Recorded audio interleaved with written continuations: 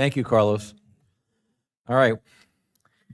We are running late because we had a joint workshop between the county commission and the planning board.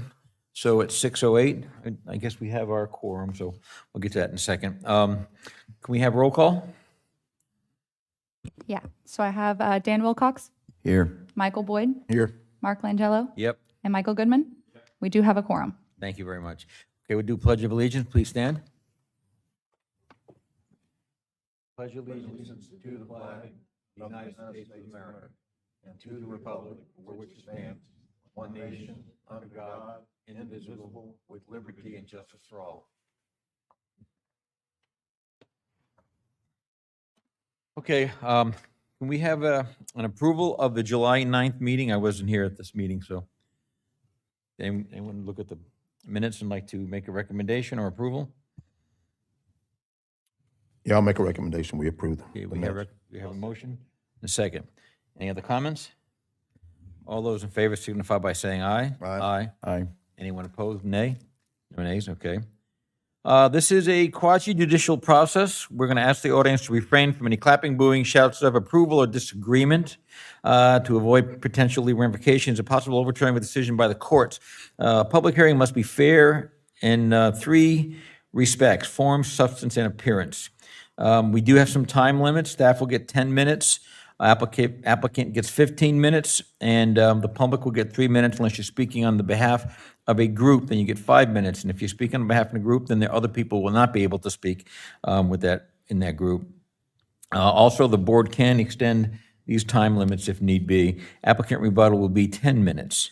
So our first item is a quasi-judicial requiring ex parte communication. This is the variance in the RC district. This is project number 2024-06-0012. Does anyone have any ex parte communications? Oh, sure. And what's that? Mr. Wilcox? No. Okay. This was not one of yours, right? Or was this? It is some I'm involved with, yes. But it's not ex parte, it's just my involvement precludes my ability to vote on this one, I believe. Is that correct? No, sir, it's the Willow Woods property, Okay. which is not this item. Okay. All right, so at this time, Simone, would you give us the presentation, please? All right, good evening, Simone Kenny, planner. And this is a before-the-fact variance for a single-family home located at 14 Hammock Preserve Lane. This property is located up in the Hammock on the corner of 20th Road and North Ocean Shore Boulevard, but is technically addressed towards Hammock Preserve Lane. I will try to explain why a little bit later. The future land use is mixed use, low intensity, low density. The zoning is RC residential, limited commercial. This property is not located within a special flood hazard, being in Zone X. The soils are split, Cocoa Bulo Complex and Bimini Sands. And there are no wetlands on the property. This is the original plat. The property is described as Lot 1 of the Whispering Oaks subdivision. It is 100 feet wide and about 90 feet deep. The shape and depth of the lot are not particularly unique to the RC district, but the location of the lot on the corner of two streets does more than double the side yard setback. Here is the summary of the request. The property is just over 9,000 square feet, making it a conforming lot of record for a single-family home in the RC district, despite being a lot of record.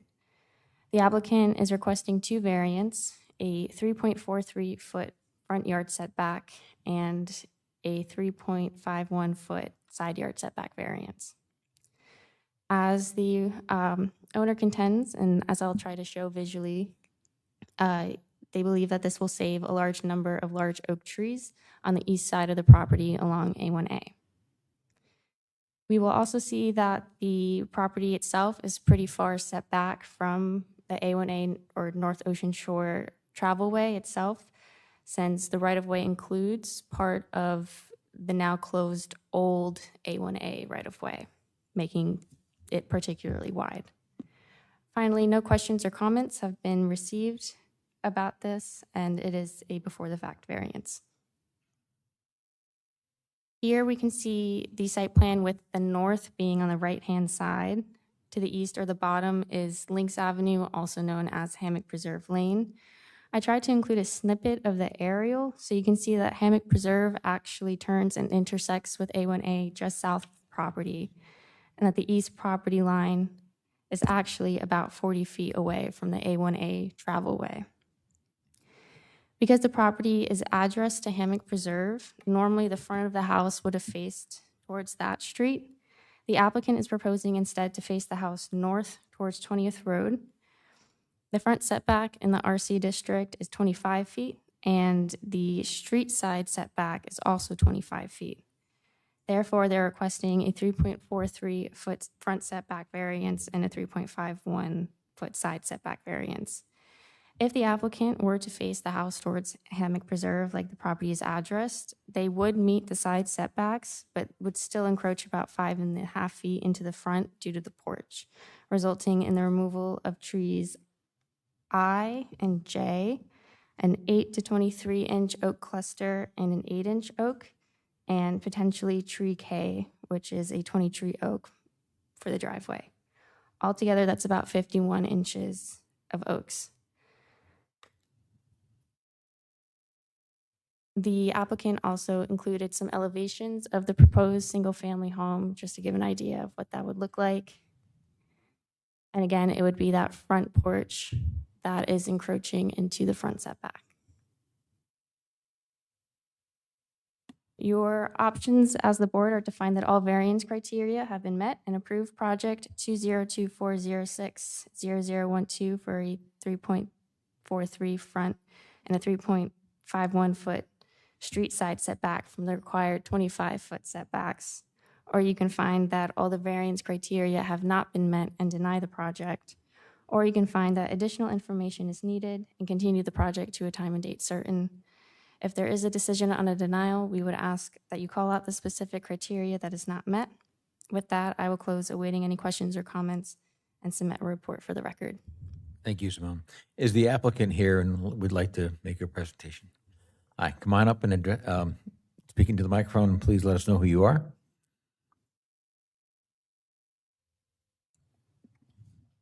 Hi, my name is Kristen Gregory, and I'm the DVD Solutions owner of the property. Jim Davis, I'm the contractor.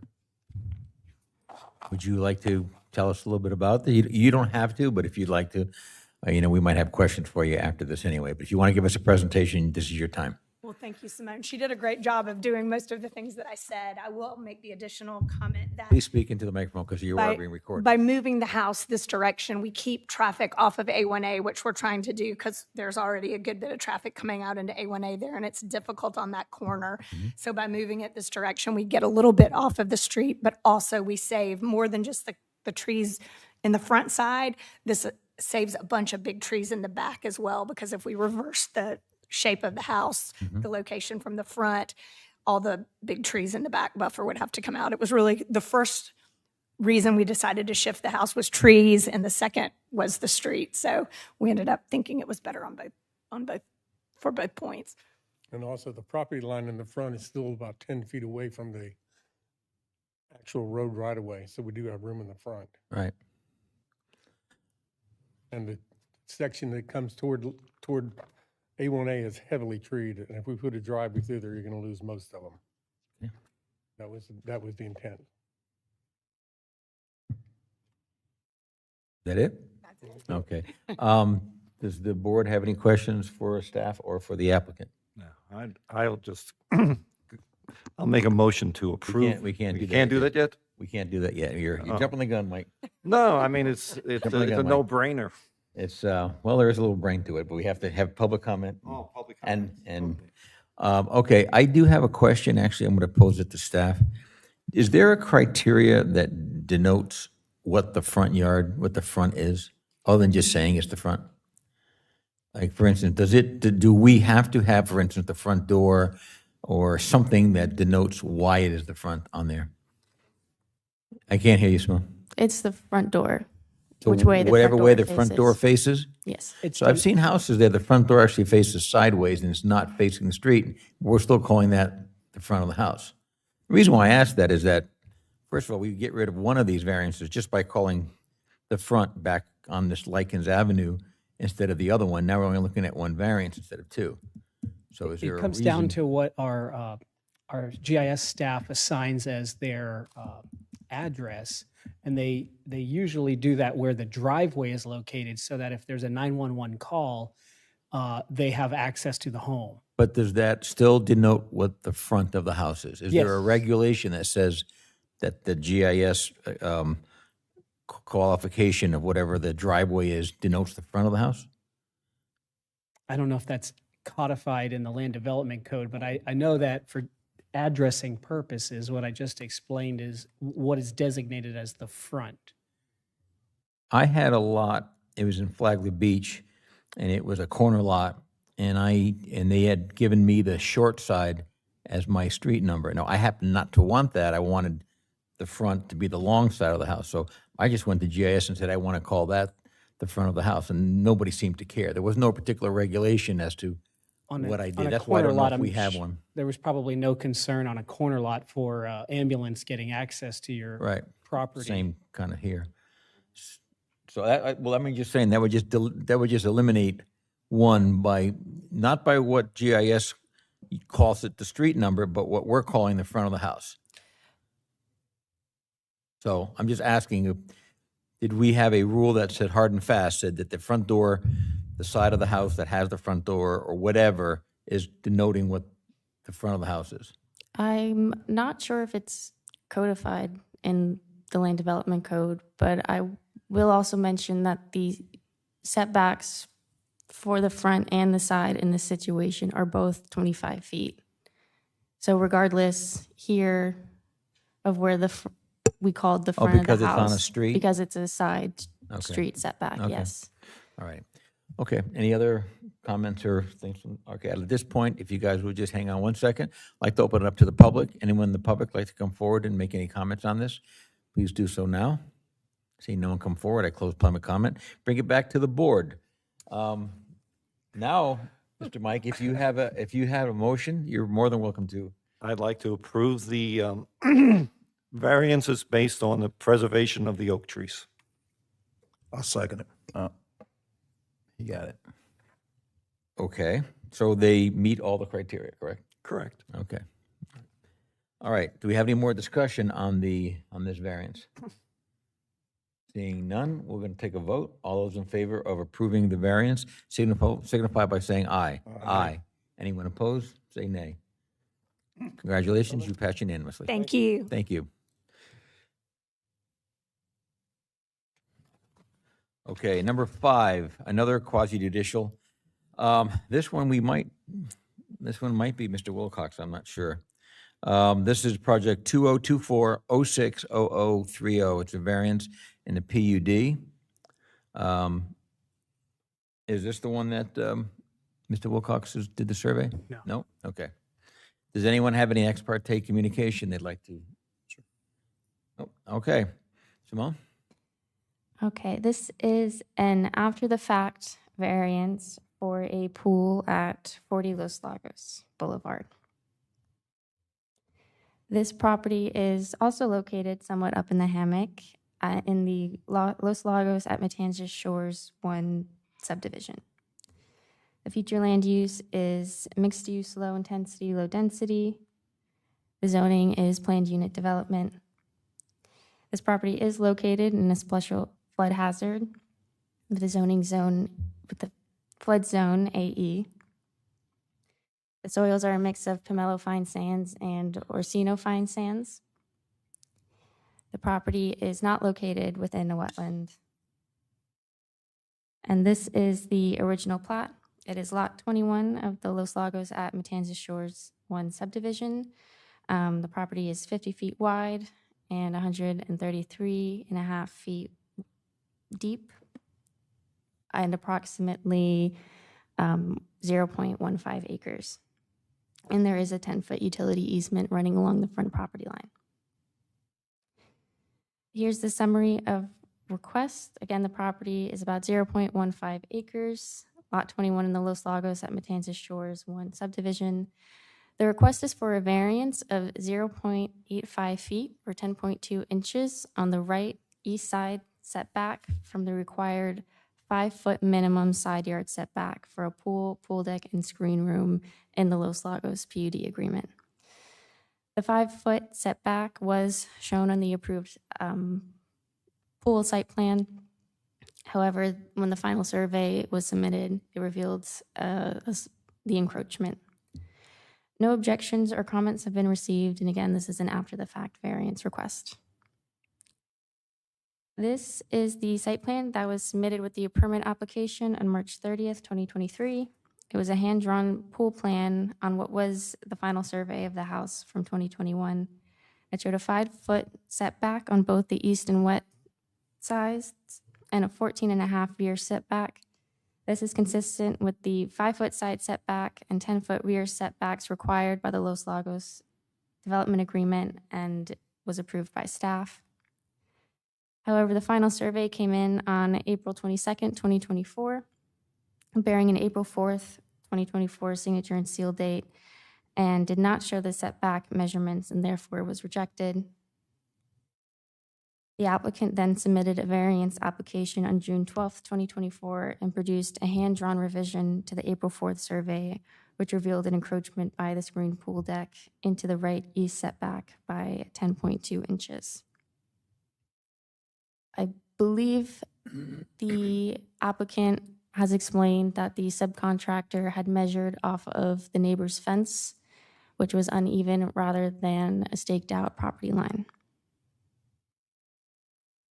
Your options as the board are to find that all variance criteria have been met and approve project 2024060030 for a 0.85 foot right east side setback from the minimum required 5-foot side setback at 40 Los Lagos Boulevard, or you can find that all variance criteria have not been met and deny the project, or you can determine that more information is needed and continue the variance request to a time and date certain.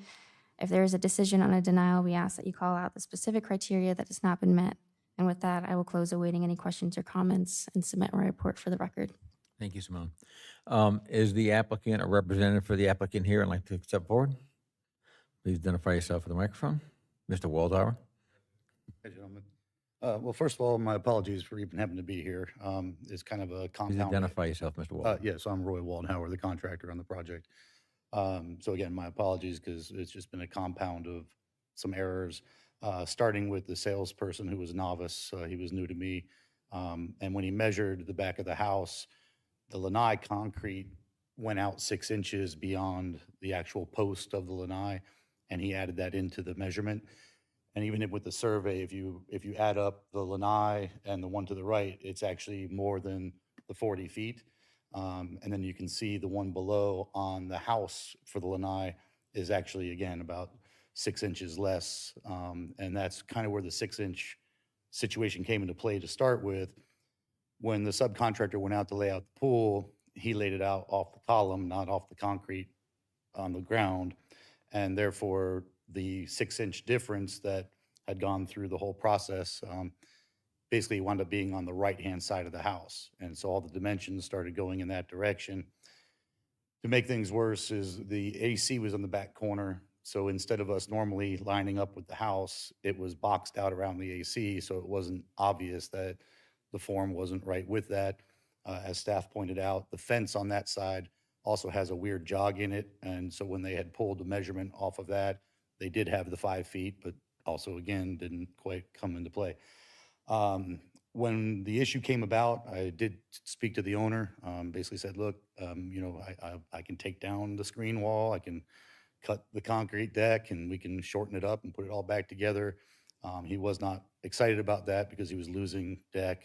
Again, it is a fenced-in backyard. It's not really impeding on any neighbors and other issues, but again, I kind of leave it to you then at that point to see where we go from there.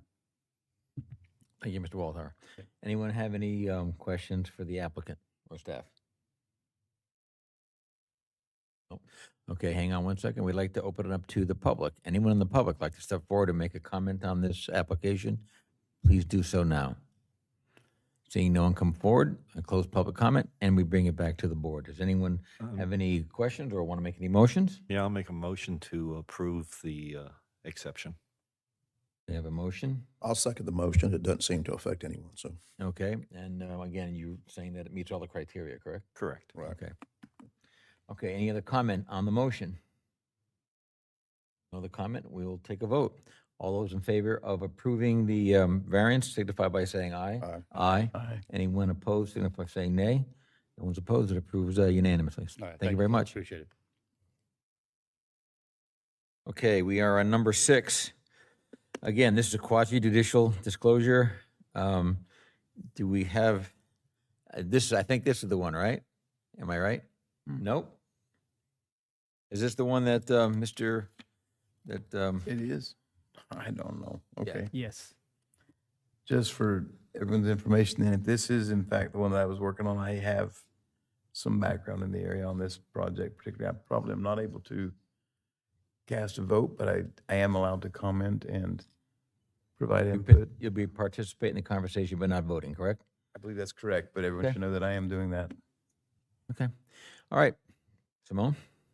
Okay, this is another after-the-fact variance for a pool and pool deck. I'm sorry, I just wanted to read into the record the number 2024-06-0057. That's the variance request.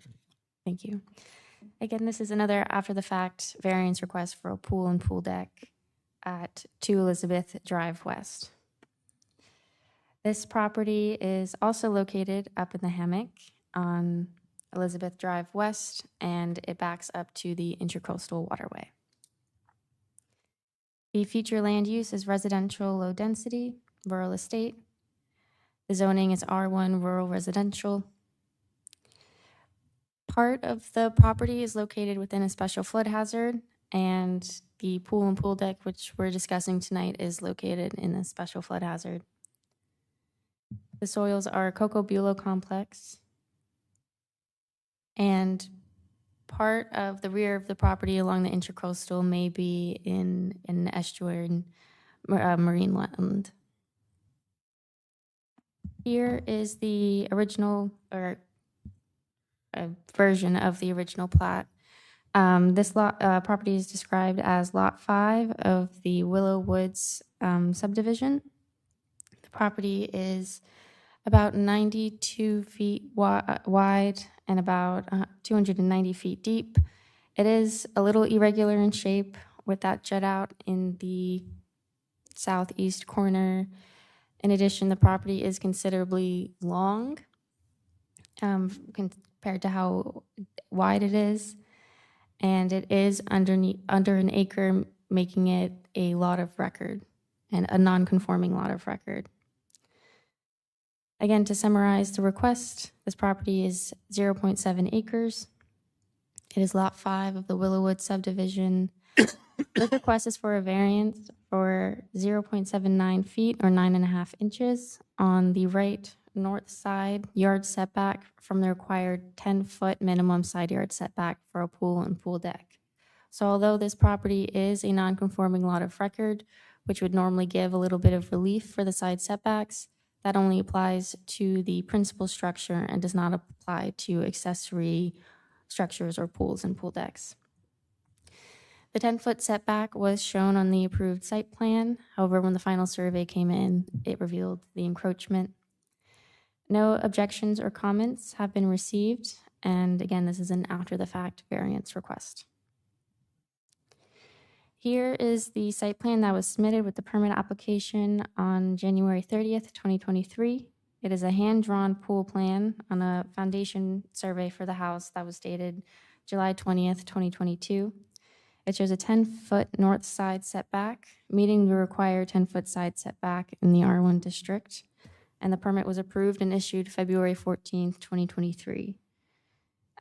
Here you can see also that the house is not perfectly parallel to the side property lines, and that the northwest corner of the home is relatively close to the north property line, and that maintaining the angle of that home could lead to an encroachment, which has happened.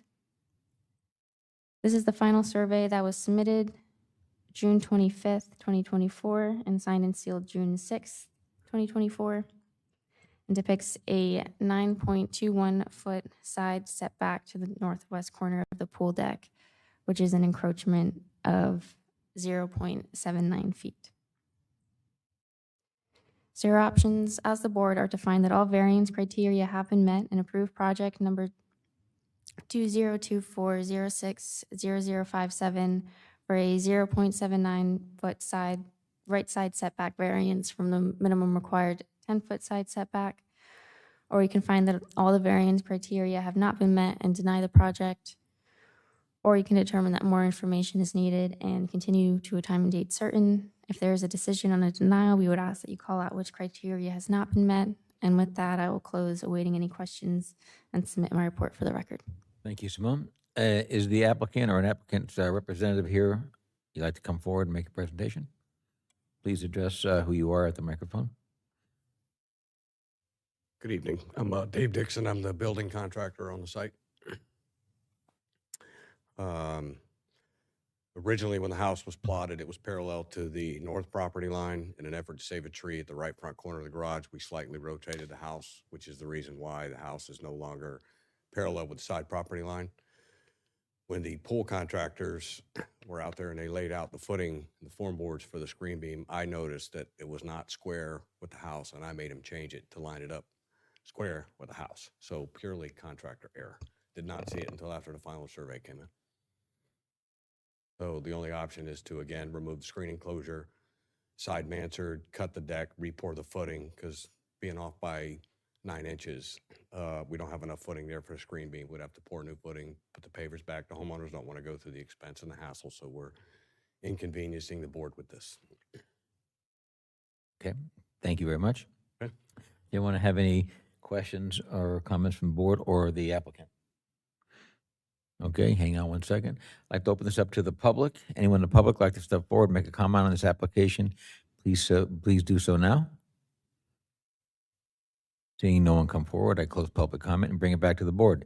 Do we have any comments or do we have any motions? Yeah, I'll make a motion. We approve the application. It doesn't seem to affect anyone. It's less than a foot variance. I'll second the motion. Okay, Mike, and I assume you say it meets all the criteria, correct? Yes. Okay, so we have a motion on the floor. Any other conversation or discussion on that motion? Seeing none, bring it up to the vote. All those in favor of approving the variance signify by saying aye. Aye. Anyone opposed signify by saying no. Nay. Seeing no one signifying nay, it passed unanimously. All right. You're very good. Thank you, sir. Thank you very much. Okay, we are at number 7. This is project 2024 070001, site plan in the industrial district. Does anyone have any any ex parte communication they want to divulge? Okay, Mr. Mengel, No, what it's happened? magic of television. The application number 2024-070001, site development plan of the I District. This one is up off of Sawgrass Road. And may know this site. This is just north of the fairgrounds, formerly used for some horse boarding activities. The purchaser came in with this intent. We had a land use change on this and zoning change with this, and so now we've got the site plan coming in to catch up with those. You've got some industrial type uses around this and some industrial zoning you'll see in just a moment. Future land use, again, industrial, matching up with change that was done, I think, here within the last few months in the industrial rezoning, and so you may recall those coming in, and not part of a special flood hazard area. Does have a mix of soils, but no soils other than that O3, the depressional that we see that's of concern, that depressional soil type being in that southwest corner, and that does correspond with an existing wetland. You'll see that on the site plan. You'll see it delineated. You'll see it protected with an upland buffer. And so that's just where we expect it to be and just what we want to have happen with that. And then again, here's that wetland map and just what we thought was going to happen with the soils, the wetlands there. Here's the land title survey. This shows the existing improvements, and I'll do this for this application and for the next one also, where I'll start with some of the generalized documentation surveys and then kind of drill down into some more of the specifics that meet our site plan criteria. Site plan criteria included in our code referencing as Appendix B, and that was Appendix B to the ordinance 91-2, I think was the citation there. And then for everyone watching at home and those who may have looked at the agenda item already, that Appendix B is repeated in our site plan applications. When we have a site plan come up, you may have seen this before, we review the site plans to those specific criteria. So Appendix B still exists, was adopted by ordinance, just wasn't codified, but you see it show up in the applications that are specific for site plan reviews, both by TRC and by the planning board. Why are you seeing this? It's greater than 5 acres. 5 acres or greater goes to the planning board. Less than 5 acres would stay at technical review committee. And so this was the existing survey showing the improvements at the time when the horse boarding was on the site. This shows greater detail, gives us our topo, gives us our tree survey.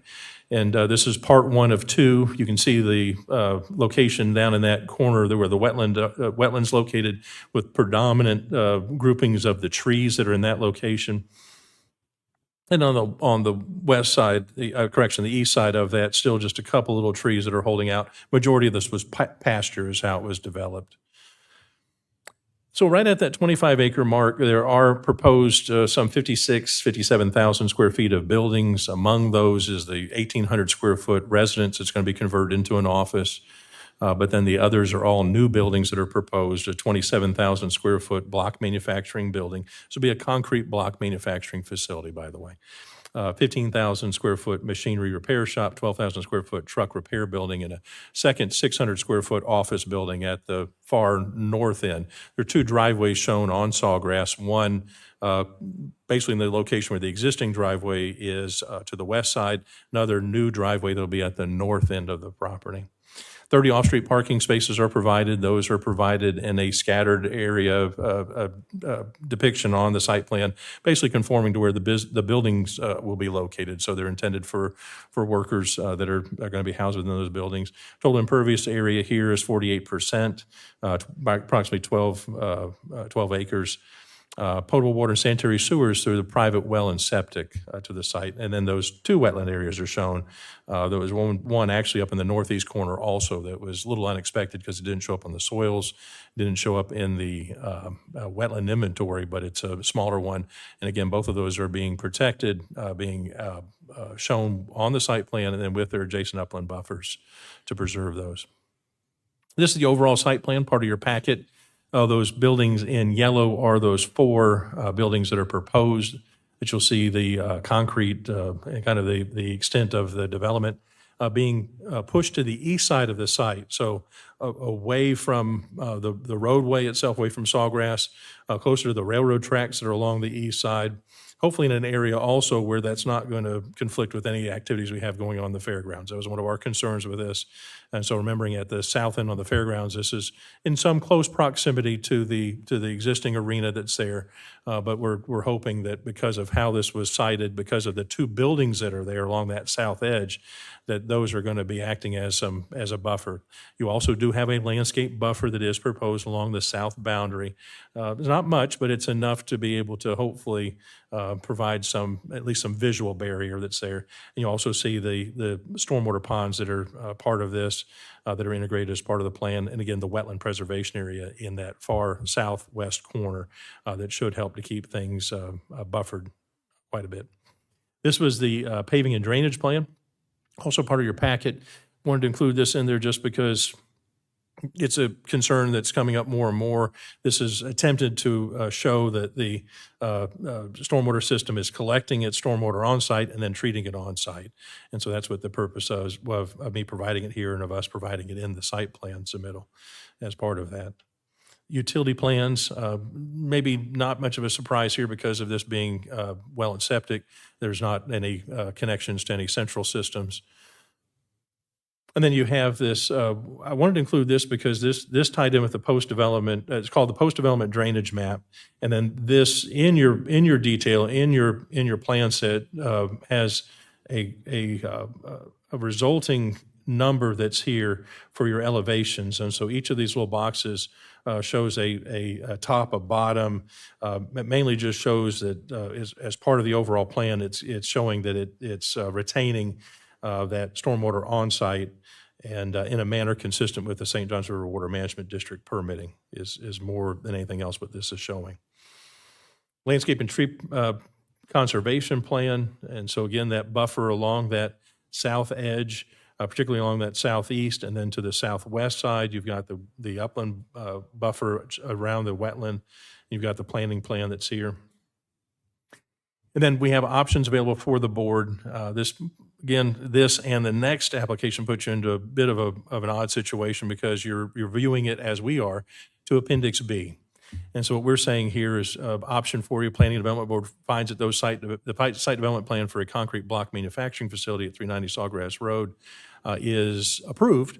And then what you would do if you found that it's approved, it's subject to all the improvements completed consistent with the site plan, integrated into the request made part of the record, and that's consisting of the BGE civil plan set bearing the July 16, 2024 digital signature and seal date is approved through this application, conditioned upon the completion of all required infrastructure prior to initiating the use on the subject parcel, and further, that the use will be required to adhere to the industrial performance standards listed at Flagler County Land Development Code Section 30318G on an initial and ongoing basis for the duration of the use on the subject parcel. Added that last part in there, that's actually kind of it is a requirement in the zoning, but I figured if any comments came up, it's just a reminder to the public and also to the applicant. There are those industrial performance standards that are out there. Those address specific criteria, noise, odor, glare come to mind, and those are the things that are typically measured either at a property line or at an adjacent nearest residential district. And so, again, emphasize for the record, we really don't have those in play here. This being a former residential area, residential parcel, had the residents along with the horse boarding. Now, effectively, with the rezoning and future land use, that's taken that out of play.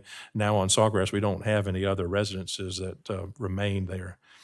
You could deny this, and we'd want you to place those reasons for the denial on the record. I'd ask for you to cite specific criteria in Appendix B in your denial, and that those items are not being demonstrated through the site plan submittal. And then you could also continue this to a time and date certain. With that, I'll close, await any questions or comments. Thank you, Mr. Chairman. Thank you, Mr. Mingle. Is the applicant or applicant representative here and like to make a presentation? Please step forward and identify yourself in the microphone. Hey, good evening. I'm Chris Ralph, the civil engineer with BGE. I'm sorry? I'm the civil engineer with BGE. You are? Yeah, the civil. No, Chris, your name. Chris Ralph. Your name, sir.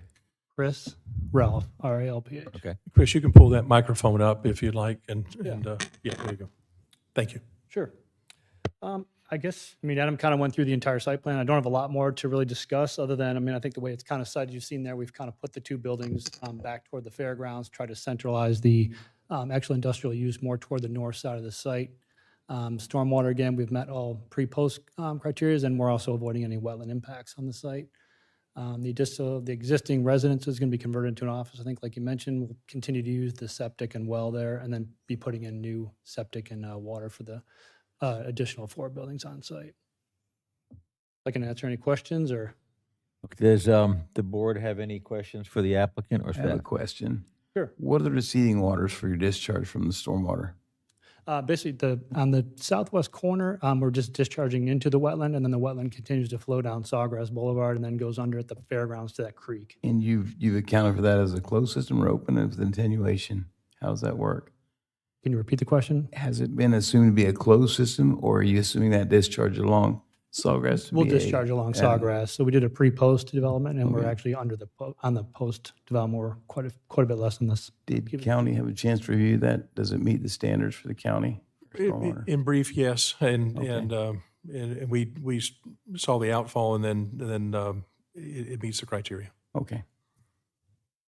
My question for that was, knowing that it goes south along the Sawgrass, it may very well impact some of the stuff further from the county, from that we're worried Understood. about the county end. Yes, sir. Any other questions? I don't. Okay, I do have a couple questions. Actually, my first question is to Adam. Well, actually, both of you, either you can answer. Is this site, as it's presently proposed 100% developed, or is there additional area for more, is there additional land for more development in a later, future phase or anything? Is this 100% of what you can do stormwater-wise and everything else on this property? So the way the stormwater has been laid out is for 100% development, but what you see on the northwest corner is a future out parcel. If there was something to be developed there, we assume that at 85% impervious. But if anything were additionally built at that northwest corner where you kind of see the, it's tough to see on your plan there, but it does say future That development. northwest corner is being held aside outside of this approval, is that correct? And then the I mean- stormwater would be its own system? No. Right now, we're showing stub outs to that parcel. So if somebody were to come in and actually construct something on the northwest corner, they would tie into the existing stormwater system. You'd just be approving the building permit at that point. Okay. Are you using natural gas on this property? I don't, no. No. So, and you're going to use City of Benel water? Is that what I saw in the application? No, unfortunately, there's no utilities that come to the site, so it's going to be totally well and septic. We're outside the service. Okay. I zone mean, for in both. full disclosure, I own the land to the east of this, the industrial land to the east, which I have no problem with the property. That's why I was asking those questions. Sure. Okay. Any other questions for the applicant or for the staff? Okay. Can you hold on 1 second? I'd like to open this up to public comment. Anyone in the public like to step forward and make any comments? Please do so now. Seeing no one come forward, I close public comment, bring it back to the board. Anyone have any other thing you want to talk about? Or we want to have a motion?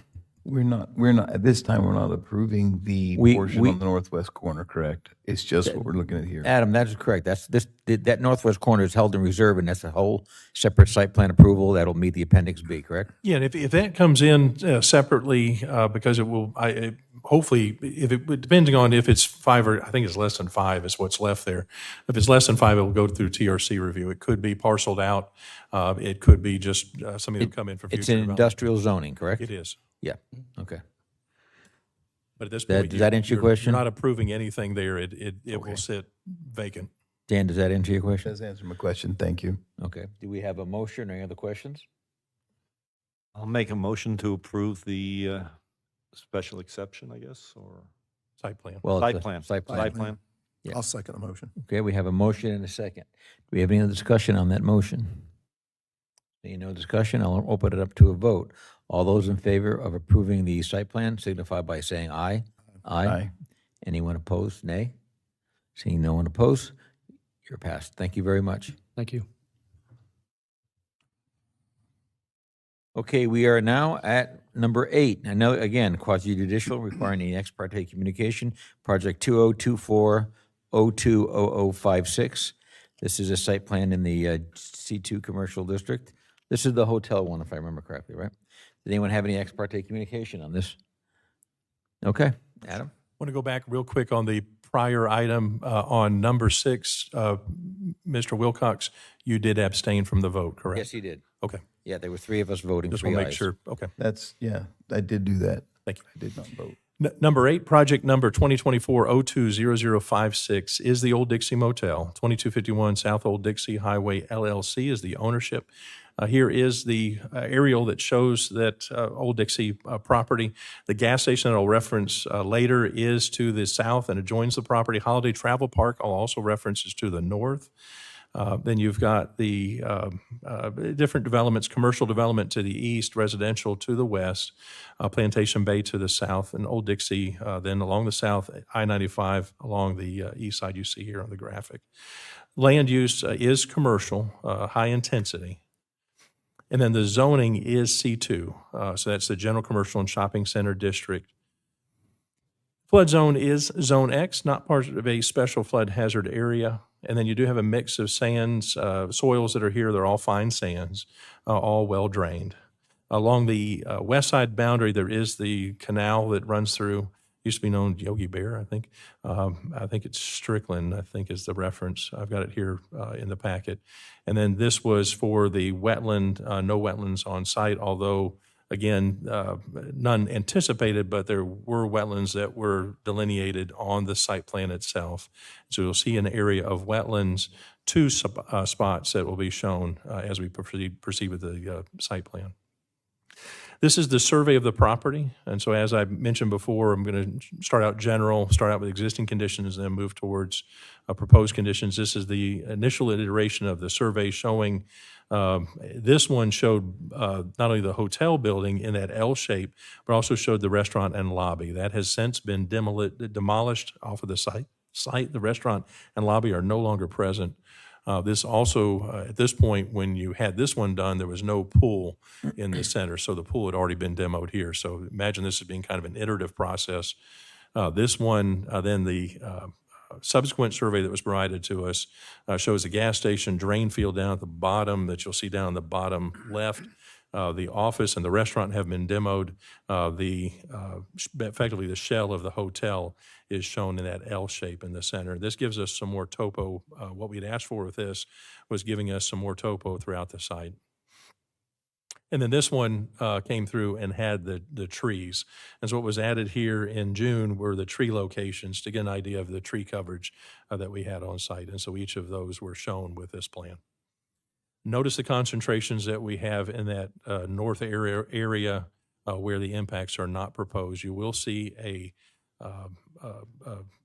stormwater that's going to show up, and that will have some impacts on the trees.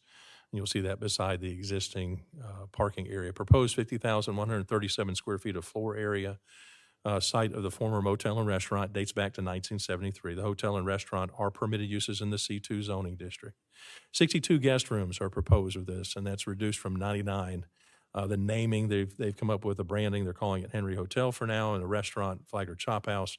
Maximum building height of 40 feet is what they've described.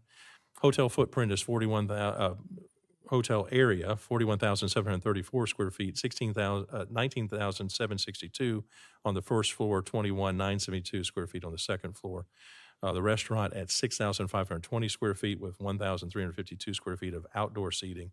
And lobby office, this identified as Building C in the plan set at 1,883 square feet. The 62 guest rooms are broken down as 39 one-bedroom suites, one of which is ADA accessible, 20 studio suites with one being ADA accessible, and then 3 single queen rooms, one of which is ADA accessible. And those are located on 2 floors of the building. I think all the ADA accessible are on the first floor.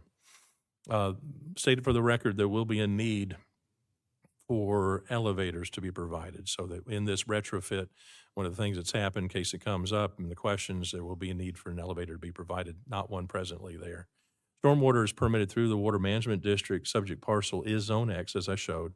The floor area ratio comes in at 13.4% with a total impervious of 122,840 square feet, or 32.8% of the site. There's 181 off-street parking spaces shown. That includes 7 handicapped accessible spaces. You can see in the plan set of how that was arrived at. That's based on the combination of the uses, the rooms generating a certain number based on the number of rooms and the employees that are there on a shift. And then there's also a calculation that's involving the restaurant. A restaurant for the square footage for the seating, and then it's also based then on the employees on the shift. And that was probably our biggest comment that you saw in the TRC comments is, how are you accommodating the parking? The parking didn't work. And then eventually, I think they came to the numbers that they came to and were able to satisfy that comment. Access by easement from Old Dixie Highway, and that's recorded in the public records at OR 128, page 72. Dates back pretty far back to when Marco Polo Park was present in the area. And so you'll see mention there of the original developer. That easement was actually involved the original developer, Mr. White, and went back and forth with that, so that's of record. 2008 drain field easement was there for the gas station parcel. You noted that on the survey where that was located. That's actually on this parcel. And we found out as part of our review that 2008 drain field easement for the septic system at the gas station had a 3-year expiration date, and it has expired. And so that's a bit of a wrinkle in this as we went through our analysis that doesn't particularly affect this parcel. It is of grave concern, I would say, to the gas station, because at this point they have a drain field that's on somebody else's property without permission.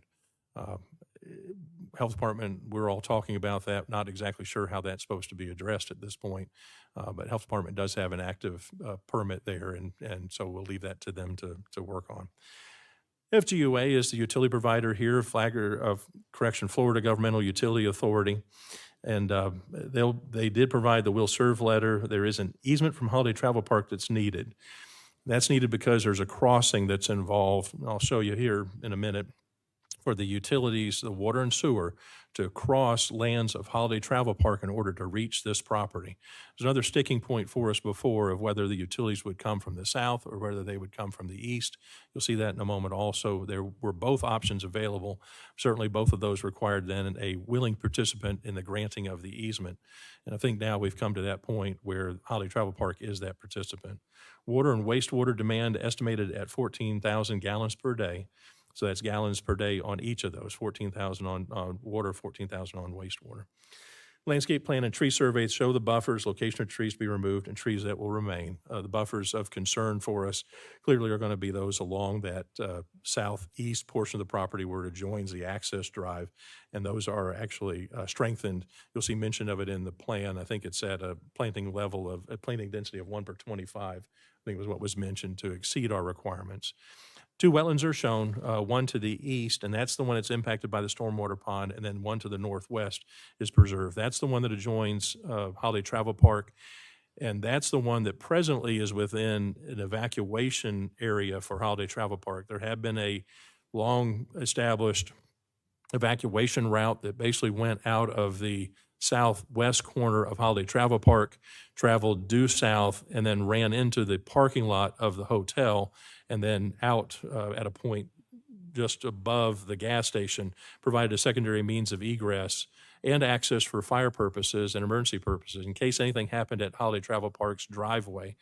And because of that wetland delineation, that can no longer be maintained in that area. And that's what necessitated, in my opinion, the discussion with Holiday Travel Park for what you'll see in the packet as this extra area as best can be established. Then if that's not available, it gives us the best alternative route, my opinion again, from Holiday Travel Park that runs along its property boundary and then intersects with their driveway. And you'll see that in a moment. So this is the dimension plan, probably the closest I could come to that shows the entirety of the project. It's got the 2 wetlands outlined in blue, and so you can see there kind of at the top center and the one that's to the right. And you can see the impacts there to the one to the right with the pond itself.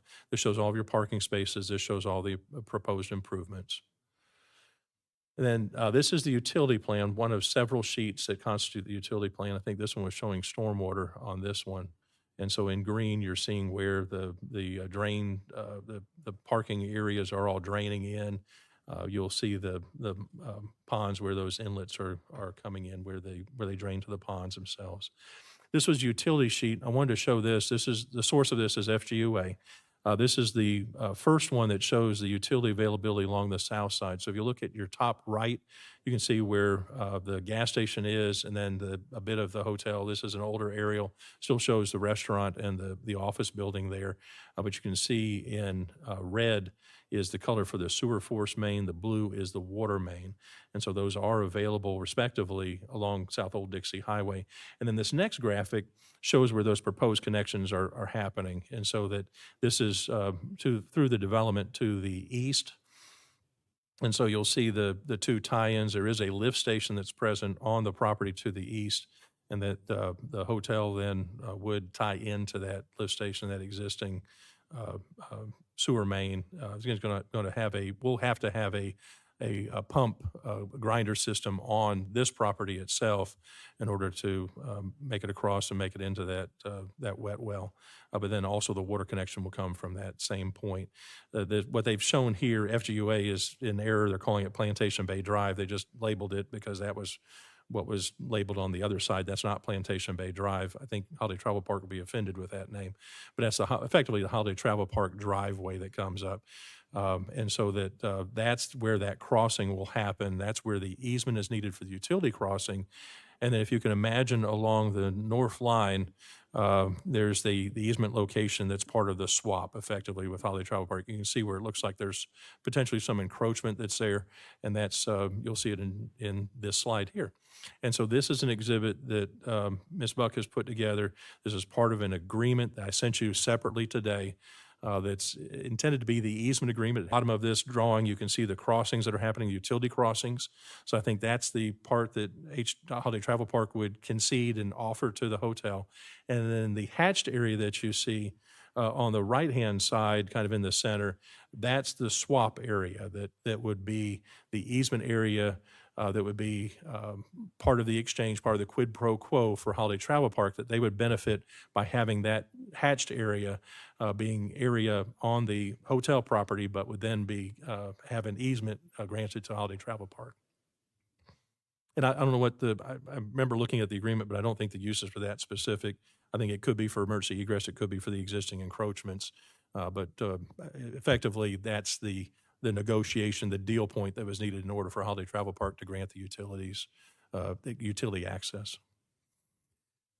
This showed what was called the post-development map. I wanted to have this in there too. This came back, should have probably been on the earlier slide, but this was showing the extent of the basins. And so where those were how that ended up. Stormwater is always a concern for us. Remember the drainage canal that runs along that west side boundary, this line that you see on the left-hand side at the angle. And so I think ultimately that's the discharge point for this, and run then to the north, and then on, then eventually it ends up crossing under I-95 and makes it into Bulow Creek. So I think it's important for people to start thinking about where their stormwater goes. And then this shows that landscape plan. I mentioned some of this. You can see the strengthening of the buffer along that south edge, adjacent to the Holiday Travel Park Road is what it's shown here as, adjacent to the gas station. You can see the trees that are removed around the pond boundary. I mentioned that there were trees that were going to be affected and impacted by that pond especially on the northeast side. And you can see where those impacts are happening. And that's also, some of that's due because of the extended parking area that now is needed because of the extra parking spaces that were required because of the combined uses, the two restaurant and the hotel itself. And then this is that north end of that same drawing, just showing the continuation, more of those trees that were specifically being removed related to the pond itself. Notice there on the left-hand side, it notes existing vegetation to be preserved in the wetland, and those trees are not being removed. Those that are outside the parking area. Those do not have the X's identifying that those trees are subject to removal. And then there's also trees that are not shown here on the east side of the pond that says existing vegetation to be preserved. Remember, we had those on the tree survey. There are substantial trees that are there. Those are not being removed. They are a good buffer adjacent to the roadway between this development and what's there with Holiday Travel Park. This is the lighting plan, and we don't have this codified. As we start talking about LDC amendments, we will have some iteration of lighting plan that will be included, and so this is what that looks like. I included that within your packet. And so this basically will show then, if we were able to zoom in on this, the outfall of lighting off-site, and where it basically stops at the property line as the lighting impacts happen. Let me go back to that really quick. Those blue areas that you see there are the actual luminaires, and that's showing the immediate cast off of the lights. And so you can see that as far as those locations of those lights on the site. These are the pretty pictures, and so where I'm drawing down from the survey itself, those things, these are the plans. These are where they start providing these. These are the room plans, and these were the photos that you saw on the renderings that are proposed. And so I included those in the presentation when I have them. The scope of work here, this one I took, and this was specific to the guest room renovations that reflected the specific work that I think is arguably the minimum that's needed with these, but it's fairly close to being comprehensive. We know we have to have new HVAC packs on this. You know, you're basically left with shells. You're going to have to go back in. You're going to have to redo the bathrooms in their entirety. You're doing new front facades with these. I'd want to include and make sure I mention that the elevators that are installed, but this is restricted to the work on the motel part. On the guest room side of this and the scope of work. And then this graphic was included in there. I thought this was worth showing. This is your first floor matrix of your rooms, and shown in yellow, the one bedrooms, studio suites in green, and then the blue is your... I did have a question on this. I didn't have this presentation, at least I didn't see this part. This must have been a separate document. But the ADA, and it looks like it's kind of what I thought, the ADA parking doesn't seem to be as close to the room allocation. They seem to be all out in front. And are you guys looking at where if you go back to your site plan, it seems that all of the parking is in the front of the building. And where the actual people who would be using it could be, have to roll, walk quite a distance. So is there a methodology of trying to get some of the ADA closer to where the entrances to the hotel rooms are? I guess we can get that into when the applicant comes, but that was something I was trying to determine, and I did not have this in this. There must have been one of the other, this thing kept crashing, by the way, on these big pictures again. Yes, sir.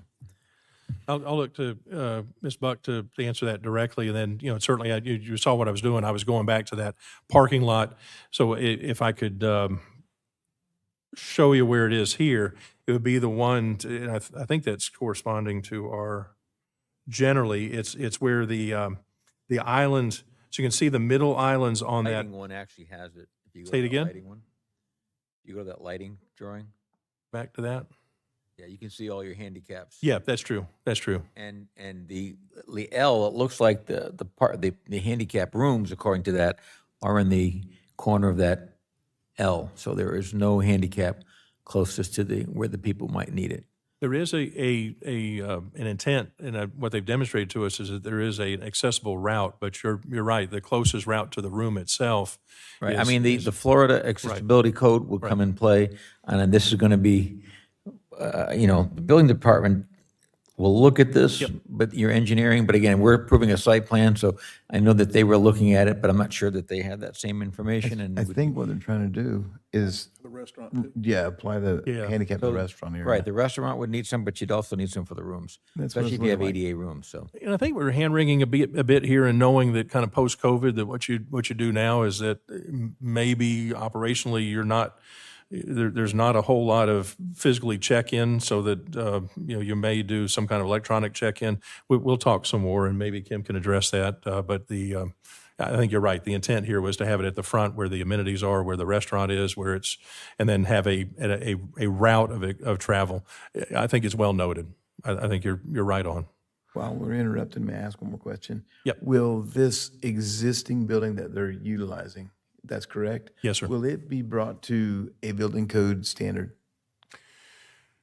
To our current? or close to Short it? answer is, believe that's a wholehearted yes, because it's the existing building code kicks in, and then but the extent of the improvements that are needed here are such that I think you're not piecing and parting. There's No, this is three tiers? 50%.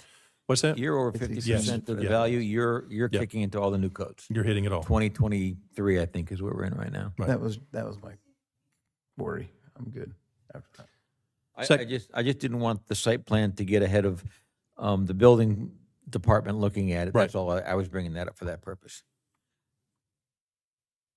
Second floor is kind of more of the same, shows your layout of the rooms that they were intending. Facade treatments, it's there. I included this because it was included in the packet. Usually not something we see, but just so that it's there and you have some idea of what the intent of the final product will look like. And then, down to their exterior color plan. This was the office, I think, on this one. And then this shows the office layout along with the fitness room, what they call an activity room. And so this has that layout. This is the building C. That's intended, and then here, this also more pretty pictures that were submitted shows that painting plan that's part of that, and then the chop house itself. Again, kind of the layout that's being shown with that, and then the facade. And with that, we've got the options not dissimilar from what we had with the prior request. But a little different here because of the utility consideration. Planning and Development Board finds that the site development plan for a hotel and restaurant, 2251 South Old Dixie Highway, is approved, subject to all improvements to be completed consistent with the site development plan, principally consisting of the Allen Engineering Group civil plan set bearing the July 26, 24 signature and seal date, including the bespoke group plan set, that's the one with the pretty pictures, the landscape plan by BB and Associates, lighting plan by WLS Lighting, and has approved through this application, and conditioned upon the provision of water and wastewater by FGUA as a prerequisite to issuance of any building permit and occupancy and initiation of the use, conditioned on the completion of all required infrastructure, including but not limited to water and wastewater service. It's quite a mouthful there, and I think that our bigger concern at this point is the lack of that easement. And so I talked quickly in a sidebar with Sean. I think this covers it generally, but certainly our immediate concern is the completion of that easement, because that's key for the utility provision.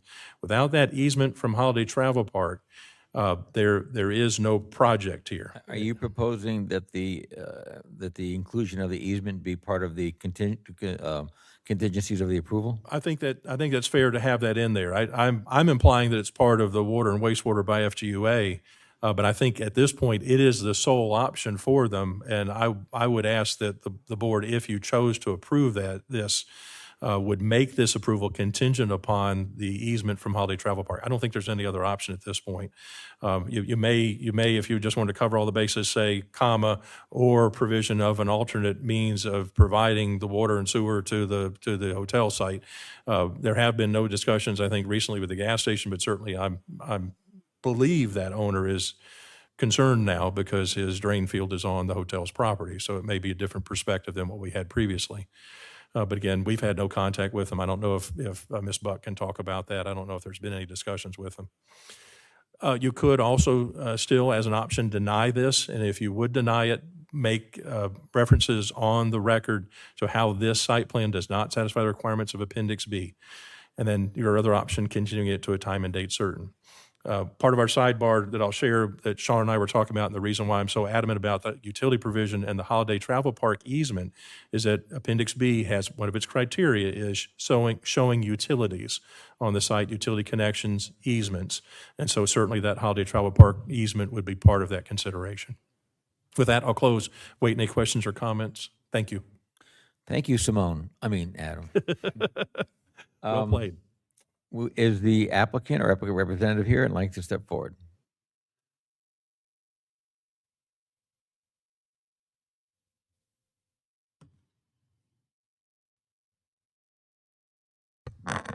Good evening, Kimberly Buck with the Allen Engineering Group, representing the applicant.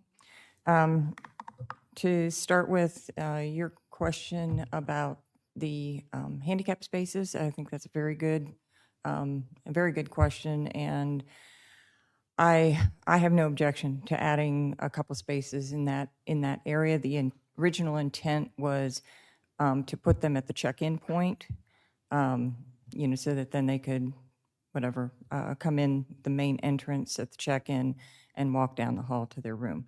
But Okay, you may not have to add many. I doubt you're going to have 4 people who need a handicap thing pulling up exact same time. But the people who stay in the hotel would need to park overnight, and it may be more just to reallocate the location of some of them. And obviously, the restaurant would need the consideration of what they need based on the seating for that too. So I don't want to diminish that need. I just was looking at no, I think it's a really great idea. So we'll take a look at that. And as far as the septic tank, we did find out that septic tank and drain field, they had an agreement. We weren't aware that it expired, but we have no intention of disturbing it. We're leaving it in place. And then, if the owner needs to work with the gas station owner to either, reestablish it or provide them with a connection to the sewer, we purposely, once we worked things out with the Holiday Travel Park, we purposely left the lift station in the same location because we kind of anticipated that the gas station owner would contact us and want to connect. So we're kind of leaving that option open for them. And the status of that easement is? So I received an email about 6:30 tonight that all parties have come to an agreement on the easements, and so it is now being routed around for signature and recording. So we have no objection to conditioning the approval on obtaining that. We know it's necessary, and, we've been working with FGUA and the travel park and the applicant to get that done. Okay. And beyond that, I think Adam covered it pretty well, and so I'll answer any questions. The board have any questions for staff or for the I applicant? do have a question. Have we looked at the level of service on the driveway intersection with Old Dixie Highway? What are the existing conditions out there? And if we see a degradation in that level of service, considering Plantation Bay is right across the road, and we have a lot of stuff coming through, there's some turning movement concerns for me there. Is Okay. there something we can do to address a degradation level of service? Just questioning. We did submit, yes, we did. Sorry, I have a lot going on. But yes, we did submit, and there were no additional improvements that came up on the review at this point. And I think part of it is that there was an existing facility there with 100 rooms, and there was a restaurant there. We're reducing the rooms. We're putting back the restaurant. So the traffic increase, granted, it was, several years ago that the operation of the hotel stopped, but, that kind of lends itself to, the no improvements necessary. That would be my primary concern, traffic and intersection and turning movement counts there. Understand? Make sure we don't degrade what's existing for Plantation Bay. They'll get vocal if we do. Other than that, I think I'm okay with everything I've seen and heard. Boyd, do you have any questions? I do have a question. I don't know who would answer this. In the packet, there was brief conversation about the bond. This thing apparently had changed ownership after, as it stated in there, after the violations started coming into. So I guess the original owner, developer, whatever you want to call him, backed out. A new guy came in. To date, you do not have a bond, and that's a performance bond, correct? Correct, yeah. The Are performance- we using, look, everybody wants this done, but are we using the need of a performance bond at all in issuing any approvals, like site plan approval, construction approval? Are we using that as a method to get that done? I would ask that this board not hold against the applicant the fact that they've breached their contract with the county by not providing the performance bond. It is not a requirement of Appendix B. It is not the requirement of a site plan. And what we've seen them assert in the court is that the county is telling us to refurbish this site, but at the same time denying us the ability to do so. And so we take all the argument, take that argument away from them by just setting that aside and letting us pursue the bond through the court system. Excuse me, would you please keep it down? I'm sorry, go ahead. So that they don't say we are putting them in a catch-22, denying a site plan because they didn't give us a bond. Our land development code does not require a bond. It was a contractual arrangement between us and these owners. They breached the contract. We're pursuing that bond through the court system, not through this tribunal. Was that initial action of the required bond against this owner or the previous owner? This owner. Okay. They blatantly breached their contract with us, and they told the judge they were going to do it, and they did it. So this site plan approval will go to commission as well, correct? No, this is it. This is us Planning only. board, yeah. Normally, it's So- at staff level. If it's under 5 acres, Yeah. this size stops at planning board. Okay. But, taking legal advice, you're saying don't tie, I was kind of torn with this too, because if I'm trying to get this project done, if I was the man up here and I just keep getting financial burdens right and left, it makes me not able to finish, even get it done. However, getting it done is important. Starting the project and not finishing has been an issue with this property. So I respect what council is saying, so I won't personally pursue that. But Thank you. Okay, anyone else have any questions for? May I follow up with a question on the stormwater? Where is our discharge point? Is it to the northwest in that ditch, that canal? Goes into the ditch. Okay. Yes. And which connects to Corona Canal? All right. Is that it? That was my Okay, at this point, we'd like to open it up to the public. Anyone in the public like to speak in this item, come forward and identify yourself, and you do have 3 minutes. Jeff Loker. As you've heard, you're dealing with bad actors. They told the judge they're not paying that $250,000. What's going to come down the road where they're also going to say, we're not going to pay this or we're not going to pay that. What you got to do is Google these applicants, their backgrounds, criminal backgrounds, they're slumlords.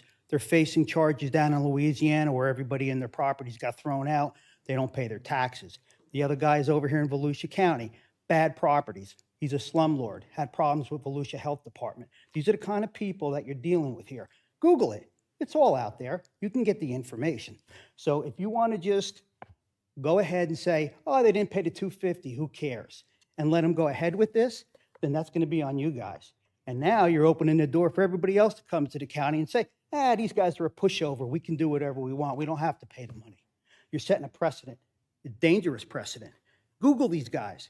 You know who they are. You have their names. Go look at them. And then you can make a decision and tell me in good conscience that you want these kind of people in this county doing business. And Speak to the microphone. who wants Speak to to the go? microphone, please. No, there's a microphone. We're here, losing sir. your comment. You need to speak in the microphone. You're getting And further you know away what? from And the mic. here's another thing. There's a reason that property failed to begin with. It's in a bad location.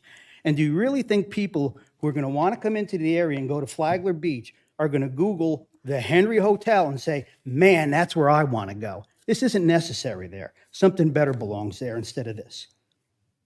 So Thank you very very much. careful. Thank you very Check much. these guys out. Thank you. Anyone else like to come forward? If we move forward, can I speak now? Sorry? May I ask a question Of who? of county staff? Can we wait till after we get Yeah, the, I gladly. thank you. Okay.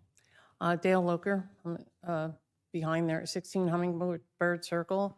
I'd like to ask a question about the lighting that's going to be on the side of the water ravine there.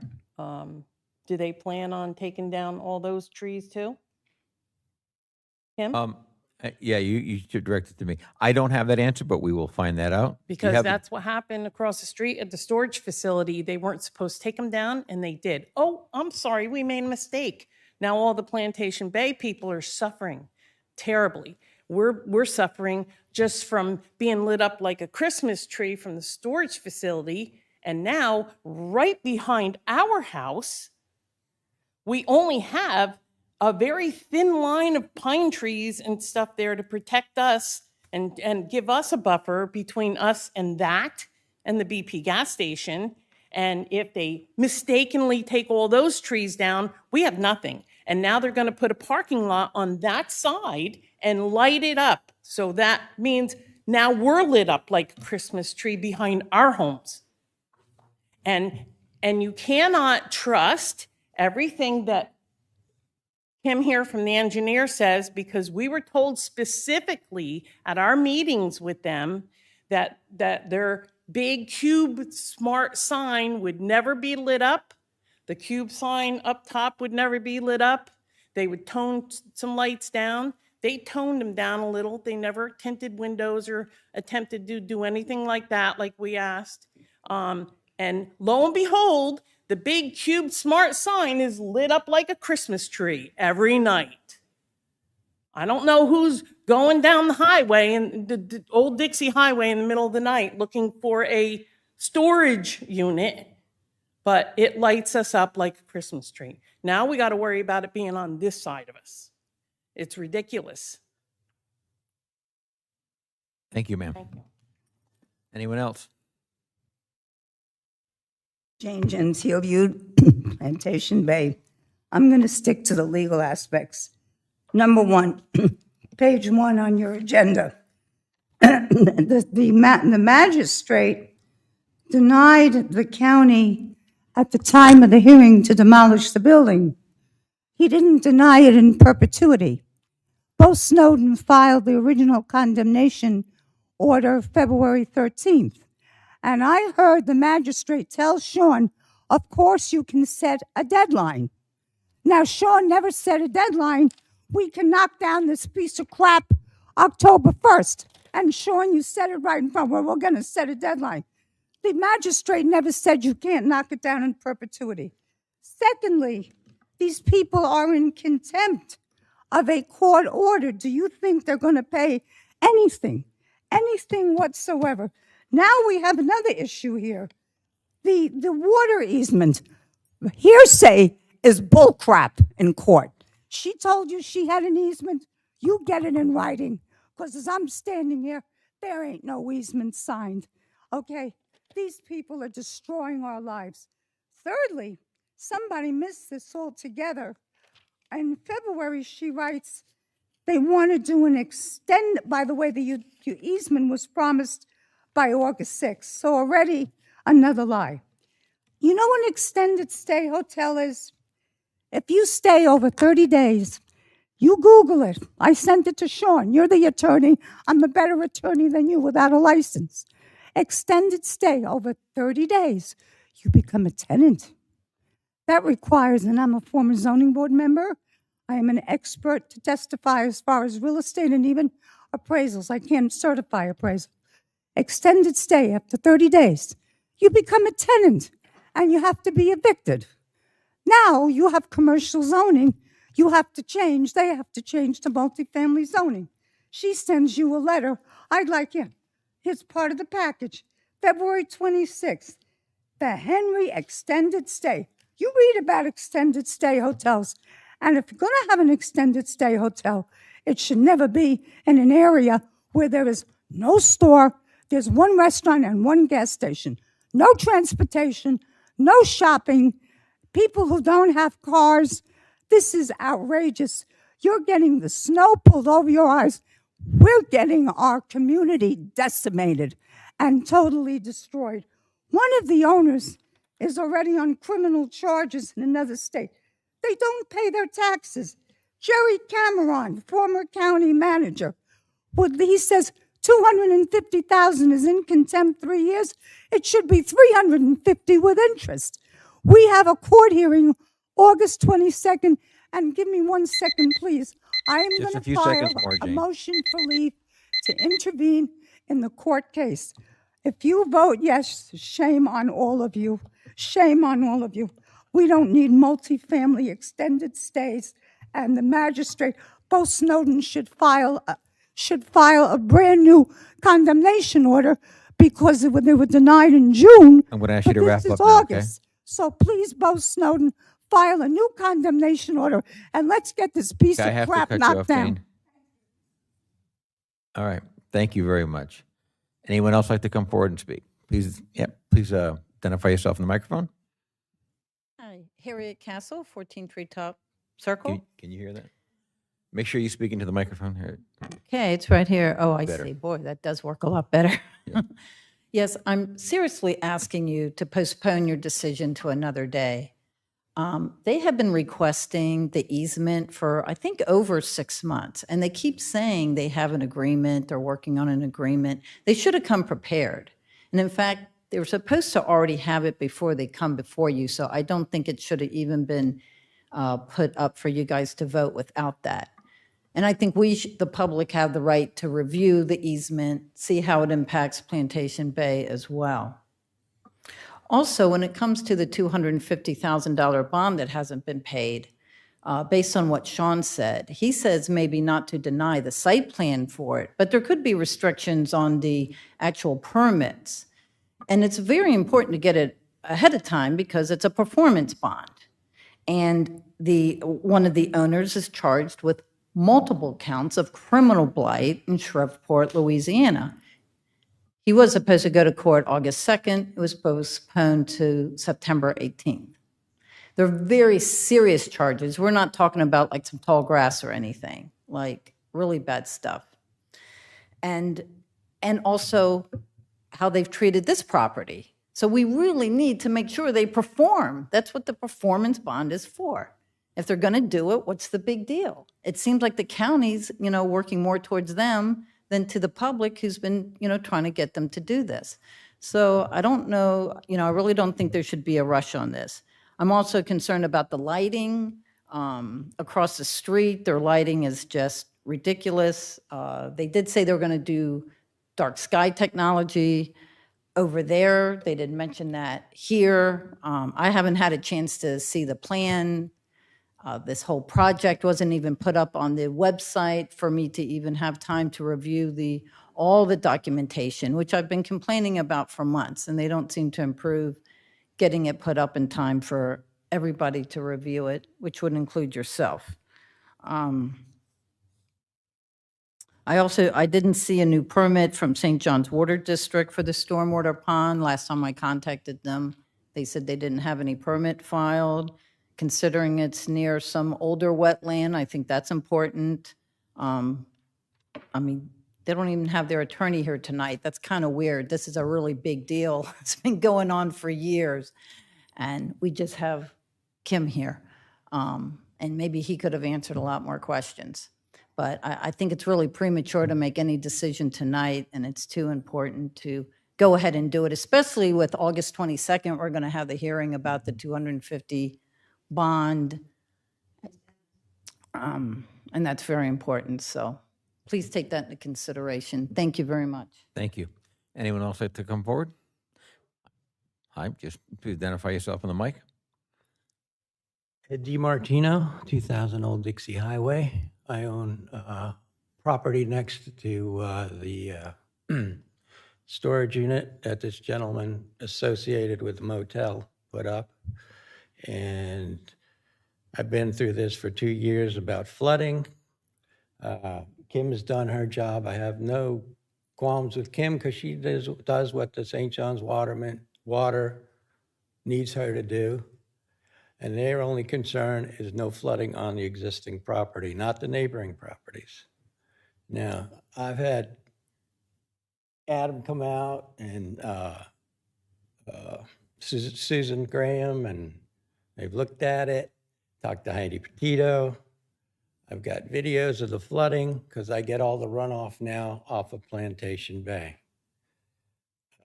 I'm undeveloped now, and everything else is built up. They built up the storage unit almost over 3 foot, 41 inches from what I can figure, off my property, which is not the runoff I'm complaining off of that property, which there should be none. It's all the water coming off of Plantation now, coming through my east side of the property and going out to the front of Old Dixie. I asked for two things. Two things, I'd be happy. A swale going from the front of the property there to the back toward Plantation Bay to drain off that water. Well, they can't do that. It's private property. Okay, well, give me the one last thing I'm asking for. It's associated with this property. Adam's worried about stormwater mitigation. I'm not getting any stormwater mitigation because the ditch going down Old Dixie is blocked from going into the box culvert going under Old Dixie and going out Strickland Canal. So I'm denied that part of the drainage, that's blocked off.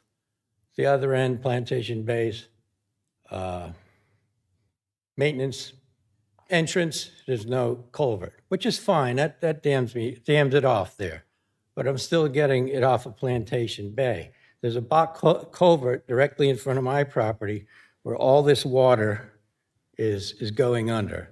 I'm just asking for them to dig a few feet more of that ditch and get me into that other box culvert and help the drainage on that side, because I'm wet for several weeks after a big rain. I've already got one ditch I dug on far side of the property to help drain off that runoff from Plantation Bay. If Adam's worried about stormwater mitigation, I think he should put something in with Road and Bridge and have him open it up for me. Thank you. Thank you, sir. Anyone else? There's probably everybody in the room, but anyone else like to come forward, please do so now. Seeing no one else come forward, I close public comment and bring it back to the applicant. I had several notes. I don't know if you wanted to speak on those, or?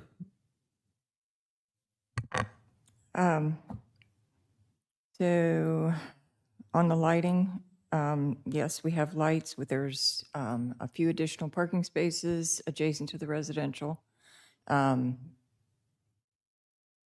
Yeah, Are they the dark sky lighting? Are they pointing straight down? yes, they're shielded, point straight down. It's, And do you have is this light showing us the fall off where there's at the no light? property line, correct? Yeah, is that what And, the red indicates? There is no lumens or candle I light? can read it. Because I just see dots, so I just wanted. Yeah, I can't read it, but they were supposed to design it to minimum standards at the property line. That the red marks, the dots, are their numbers, and that area where it extends out into where it falls off to zero is the drainage ditch. And then the new parking spaces are like the 5 spaces that are on that area. It's kind of hard to see it on this plan. But there's 2 lights in that area adjacent to the residential. Have we done what we can do to both light the area but keep the fall off? Do you know? Yes. I have the same problem reading this as you do. Yeah. I understand what these lighting charts do, but without. Yeah, and that was the guidance that we gave to WLS Lighting, is that, and which is what they typically design to regardless, but dark sky and 0-foot candles at the property line, shielded lights pointing down, and that was the guidance, and so the light in the upper left corner is pointing away. It is the closest one to the residential. It's pointing away from them. And then the light that's pointing towards them is the one in the probably 20 parking spaces down closer to the building. And, it's the farthest away. It's probably about 150 feet away from the residential area.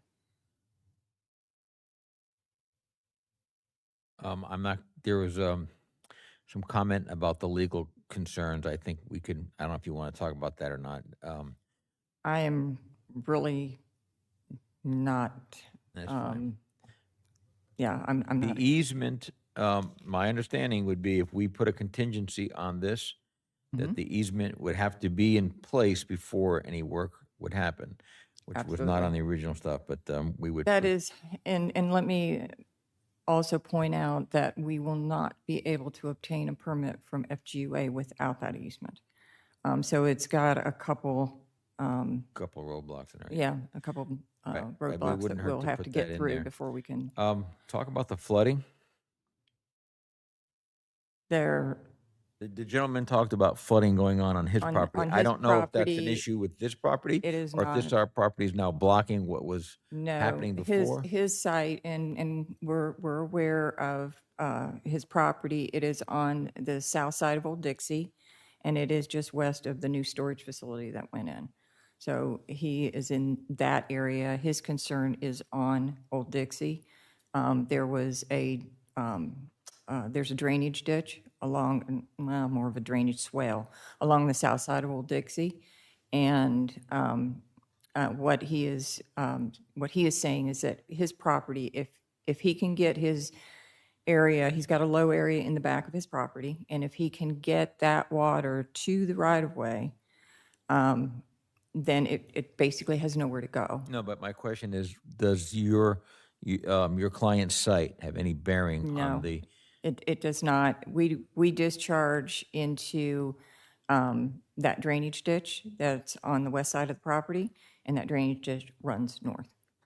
So, yeah, it has no bearing. Okay. Was there anything else you wanted to? As far as the landscape buffers, there aren't trees coming out along that property line, and we are actually putting trees in along there because we're having to generate a buffer. But that's in addition to, the existing ditch that exists along there. And there is some vegetation in that ditch, which that's off-site and we can't touch that. And let's see, what else? I think that's about everything. May I ask a question, one more question? Absolutely. This is kind of for Adam, staff, and you.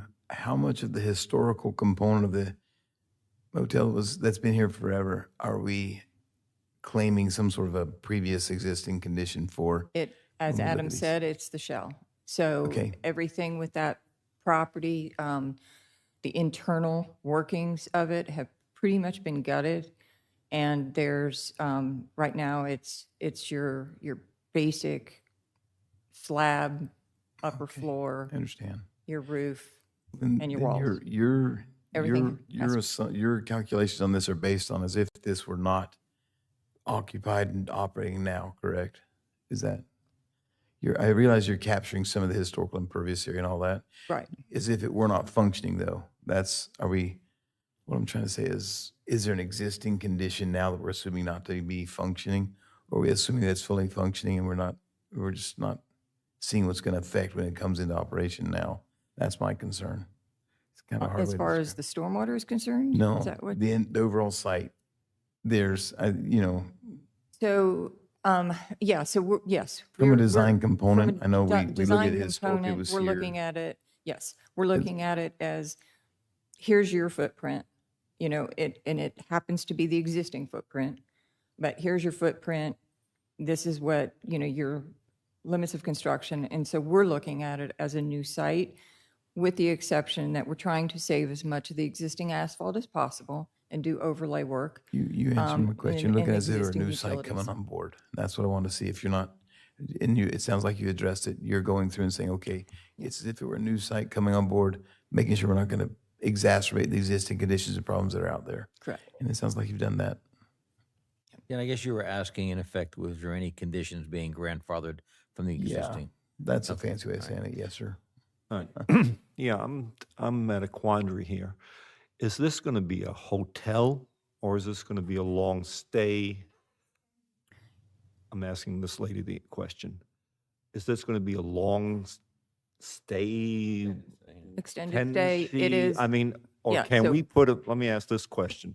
Can we put a restriction on this being a hotel with stays of no longer than a certain amount of days?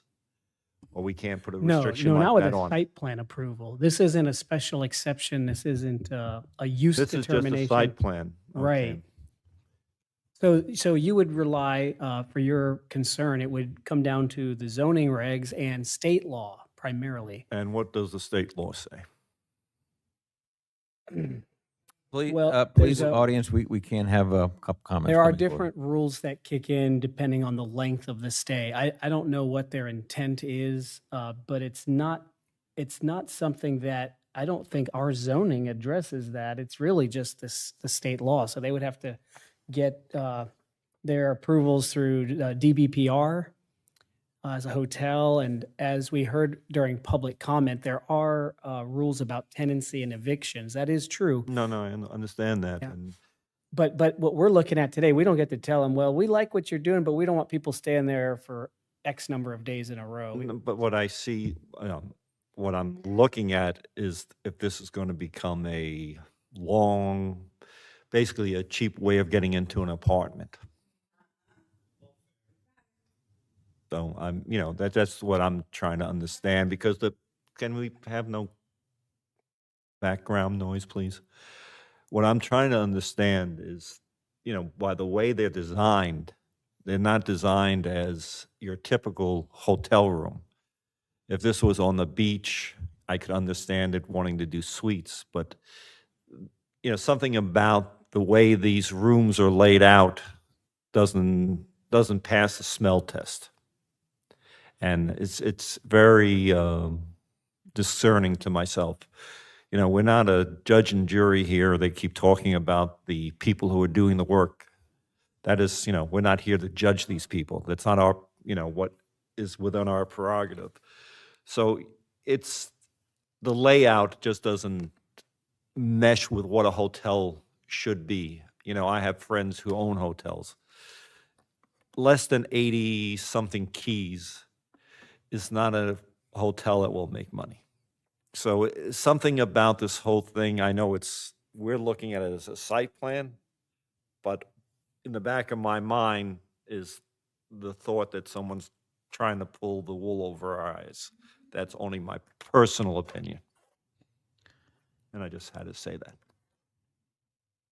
Adam, I think or that's a, Sean, I do you think want that's to a make any fair comment on that? point. Sorry? Would you guys make a comment on that, please? May I would just say that you are correct that you see what the plan is with the layout of the rooms. At today's item in front of you, you're just looking for technical requirements of our appendix, checking boxes.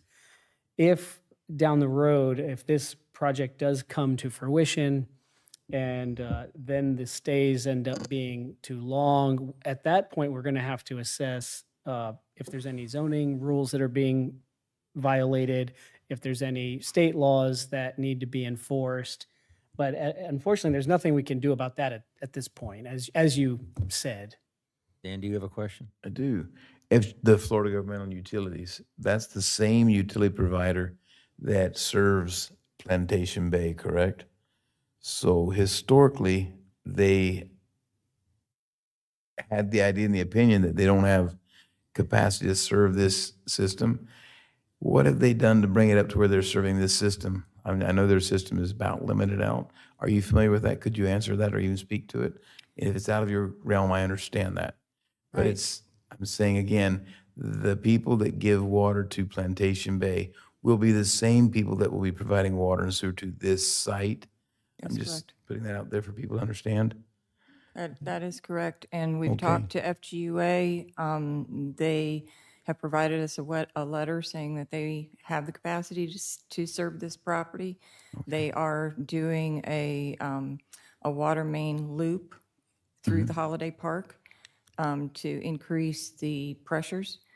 And so, they have asked us to go ahead and proceed with our submittal process. I just want to make sure that all the residents here and everybody else knows that that's the same provider that they're Yes. working with, and everybody's aware of that. That is So correct. that that's an option. Just to make That- sure we're addressing. Did you have more concerns. questions on that, Dan? Pardon? Did you have more questions on that? No, I'm good. At this point, Okay. I'm finished. Anyone else from the board have any more questions for the applicant or staff? I actually had a couple things. I'm going to go to Sean. Sean, like I said, I kind of bypassed Kim on this one. So one of the speakers spoke very passionately about all the legal concerns. To the degree that we have any control over any of those, could you address any of the stuff that we may be able to, review or look at based on those comments that were given to us? Your role is rather narrow here. You're looking for technical compliance with the rules in our appendix when it comes to site plans. So you're not determining use. You're not allowed to consider the applicant's history in another state or jurisdiction or another county. Please. Go ahead, Joe. If you were to say, well, someone came to the dais and said that the owner is charged with a crime in Louisiana, therefore I'm denying the site plan. Well, now you've just violated the law yourself and subjected the county to legal actions. Like I said also before, if you were to try to leverage this proceeding to get the bond that is not site plan related, but a contract, an agreement, once again, you'd be undermining our legal position in the court. It doesn't make any sense. It's just emotions talking, but it's not going to help us to do that. Your role is narrow. Excuse me, if I got to ask the audience, please to refrain. If you cannot refrain yourself, I'm going to ask the security to have you removed, because we've asked many times now. So please, you had public comment. We're trying to address your concerns. But if you keep commenting and interrupting the proceeding, we will ask the security to remove you. I don't want to do it, but I will ask. I'm sorry, go ahead, Joe. Well, I think that was about it. I don't know if there were any other specific questions about the legalities. Well, let me dive in a little bit on what Mike was saying, because I had a little bit of the same concern about, we're not hearing the zoning on this. We're hearing site plan, okay? I get that. But does this site plan meet the zoning requirements as far as the use? So for instance, we had an application come in for a block plan. I hate to bring up a specific item. And if they came in with an application for a block plan and showed us a whole bunch of hotel rooms, we would probably say that doesn't seem to fit a block plan. So to what degree would that interpretation of what we're seeing affect our judgment as to if this meets site plan goes down in Appendix B? I don't think that you can question their business plan. I don't think you can say, well, that looks. If they showed us a plan, I'm going to go to an extreme though. If they showed us a plan that was large warehouses and said they were making hotels rooms, and they showed us plans of big steel buildings with giant floor plans, 30-foot ceilings and whatnot, and 8-inch concrete floors, would we then make the blind assumption that those are going to be some kind of hotel rooms for giant elephants or something? I mean, where do we have the discretion to say this, as Mike says, maybe not pass the smell test? So what is our, legally our ability to question not the intent, but the proposed drawings to meet the site plan as we interpret those buildings doing so? I understand your question. I don't think that our code gives you the power to go to that level of scrutiny. You're looking for technical compliance with this appendix that is pretty bare bones. It says, are the parking lot, are the parking requirements met? Are the drainage plans shown? Are the easements depicted? You're checking those boxes. You're not allowed to say, well, owner, I don't think you're going to make money with a hotel room that big, and so I'm going to deny your site plan. You don't have that authority. Now, you're asking me about these extreme examples, but those are purely hypothetical, and I really don't want to go there. If you have questions about these plans, I think I've answered that. Mr. Mangle? Probably could jump in and add something, and my intent is to clarify, not to make more cloudiness, but considerations that we'd have, and we talked in the sidebar briefly while your discussion was going on, that if you had something that became residential in its nature, we'd be talking instead about a land use amendment and a rezoning. And remembering also what I can quote somewhat from the LDC. Our qualifier for a residential dwelling unit, single family, basically is an independent cooking and living facility. And I get it. You're looking at this. It's got a potentially a hot plate of some kind. It's got a fridge, likely that's here. You've got what looks like a dining room table that's there. You're checking all those boxes. Sounds like it's independent cooking and living. But the other part is that hotel on that side, hotel motel have that definition of transient. And for us, typically that's going to be 30 days or fewer. And we're expecting bed tax. My mind while y'all were talking about it was moving towards the world of impact fees. This will be treated in the short run at its time of permitting as hotel rooms, and we'll have the impact fees associated with that. If we were instead talking about residential, it's a much different picture. Obvious one that I can think of there, educational facilities impact fees.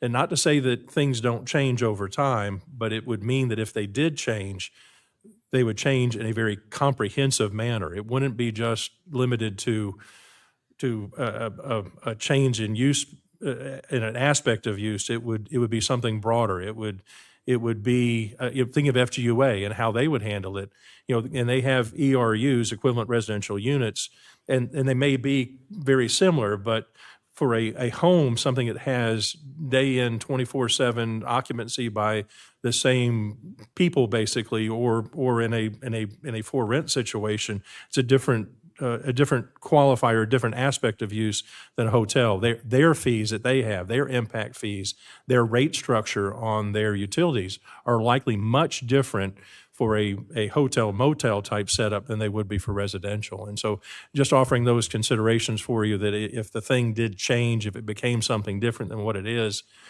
proposed now, however it may, not getting so deep into the use aspects of it. Adam, you're talking about pre-construction.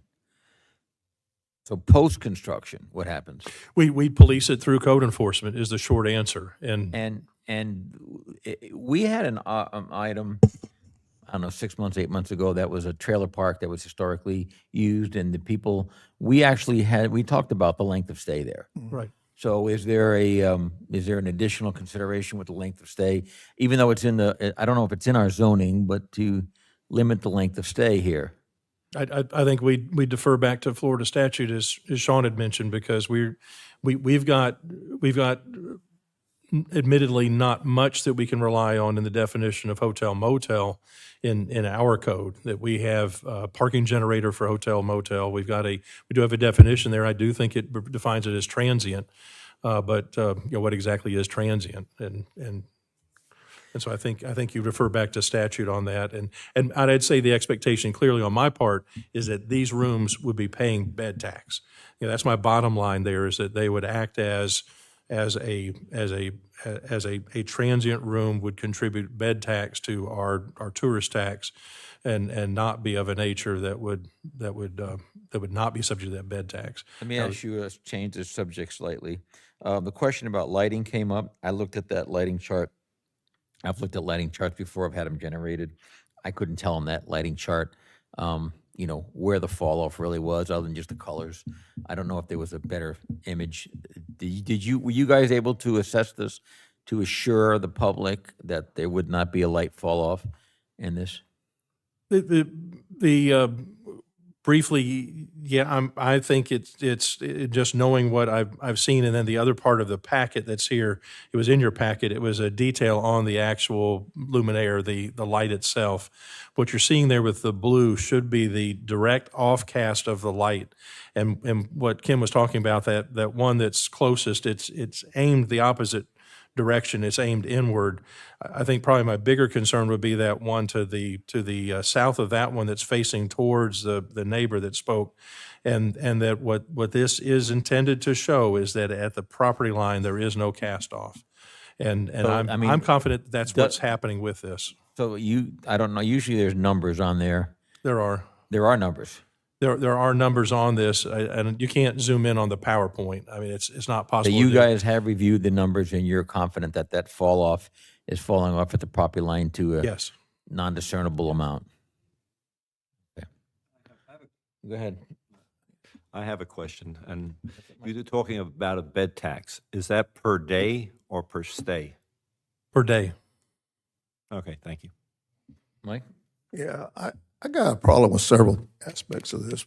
I know Mr. Moreland told us that we shouldn't consider the performance bond, but I've been involved with people who have violated their performance bonds before, and I know what problems that causes in time and money and everything, aggravation and everything else. And also, the fact that the easement hasn't been straightened out. And Mr. Moreland has told us that there are a number of things we shouldn't consider. I don't really feel comfortable voting on this right now. So I'm just going to ask the question. What are the reasons? What would the reason be that we could postpone the vote on this? Are there any reasons we could postpone it? It sounds like to me we don't have any reason to deny it or postpone it. We do. Well, I mean, we could actually want to see the verbiage in the easement. One, I would love to see the actual foot candle drop off so the audience could see at least what we're seeing, and hopefully that document would follow through in a later code enforcement if those lights don't follow through. And I would also I hate to put this on Sean, but maybe just get a brief discerning what you said about the bond. I mean, if we can't talk about the zoning part of this thing, at least we could talk, is there any mechanism that we have, and if not, why? So we are saying, okay, we got to put that aside, just something that's, so I could see several reasons myself we could ask for a continuance, Mike.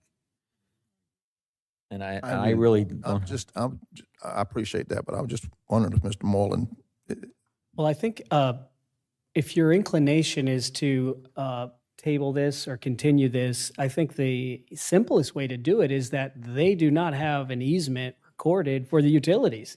They're dead in the water.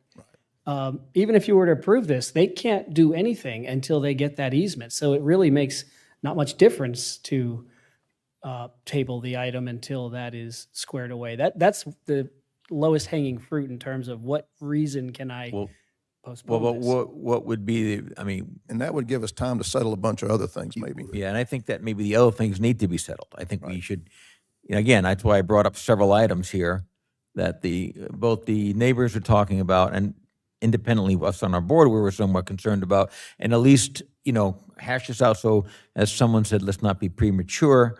I'm not sure we're being premature, but I think we could be a little bit more pensive and get some cautious and get some more details that rather than just approving and saying, well, okay, we trust everything and it's fine. And I do think that, the concerns that everyone had on all these different elements would definitely mean at least a continuance. That's that's maybe the bare bones. Adam? If I could, Mr. Chair, Ms. Buck, we had our discussion at the magistrate. You presented a schedule at that magistrate hearing. I don't recall what it had. You may not be able to either at this point. Did it have, I know we had August planning board listed. Did you have a September planning board? And what I'm referring to is a timeline that was presented to the magistrate. I realize at this point it doesn't matter because our case It there doesn't meet our regulations. We don't pass it because the magistrate gave us timeline. Well, no, where we were heading was the idea was that the owner's imposed timeline would become our timeline for a future order, not for demolition as we had previously filed, but for condemnation and repair is what it would end up being. Condemnation and then meeting the code requirement of the building code. And so that's our intent. We're working on that right now to come forward with that. We were going to use the schedule submitted by Ms. Buck to get there. But I'm wondering, do you remember, it had a submittal date in October, I think, for plans for building plans as where we were heading for building permits. Okay. But I do not. Okay. I And my only reason for bringing it up is that pushes us back, and it is what it is. And so if it's not the end of the world if you did that, the schedule just shifts by a month. Well, they testified under oath that their timeline built in a cushion for hiccups. Does pushing it back create a hardship that causes this to fail for some reason of like a deadline for condemnation? That's my concern. That would be something I would consider also. They can't get a building permit until they get a site plan approved, but they can't get that building permit without an easement for utilities anyways. They have the burden of providing that. It's not for us to try to juggle every rule we have to accommodate them. But my comments tonight in telling you that your decision-making is narrow here, it's consistent with what I've been trying to do for several years now, and that is to insulate this board from the litigation. I really have been trying to do that because it gets complicated really quickly. John, I can appreciate that, and I think that to the degree that we can do what we think we can do, I think we should sometimes push it to that limit without going over the limit. I don't think we have to stay 20 feet away from the fence. Maybe we can walk up to the fence and try to give this application maybe its closest look that we could do in this board. I thought this did go in front of a commission, so because it isn't, we are the last one before site plan approval. I think we should, at the bare minimum, have this continuance. And I'm going to ask Mike to make that motion and try to address some of the other things we talked about. And, it's going to be, I'm assuming this would be date certain to next month? Okay, Mike, did you want to make that motion? Yeah, I'd like to make a motion that we continue to postpone it till date certain next month, whatever time that is. And do we have a second? Or at least until I mean, ask one more what if they don't question? have the agreement by then? Well, I guess they won't easement get agreement. approval. There's a motion on the floor. I think if I would, I think that the date's the 10th, if I'm doing the math in my head right, so it's, I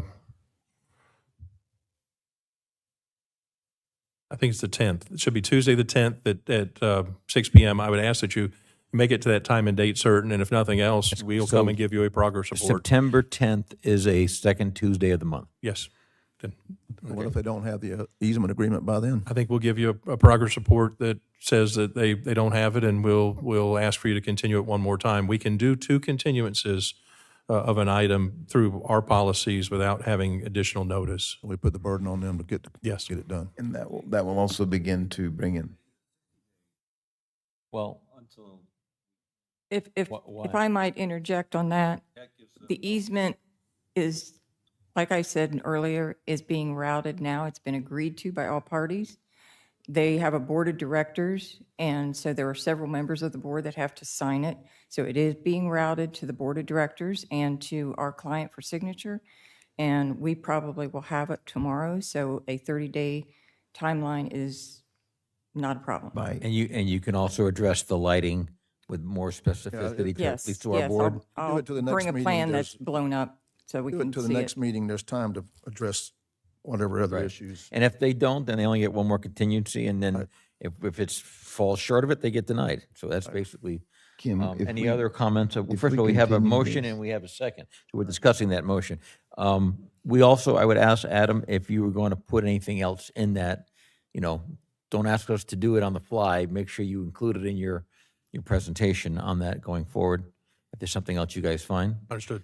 Okay. With this continuance, I would also like to ask, to make sure that brings us closer to the wastewater and water resolution with FGUA, also work on that component too, in my opinion. That's as critical as anything else. I can guarantee I won't have a permit by then, but I we will know, be but just closer. be able to give some, like Adam said, some sort of progress report, some sort of discussion. Would he be able to get a building permit without the wastewater permit? I know he can't get a CO, that he wouldn't be able to get, but. No, our expectation is, in order to move forward with a building permit, you have to, our typical requirement is a utility receipt from the utility provider showing that all connection fees have been paid.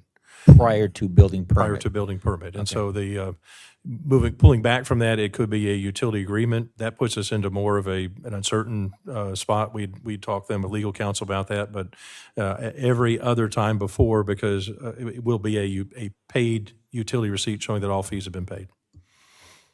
Okay, any other questions or any other comments on the continuance?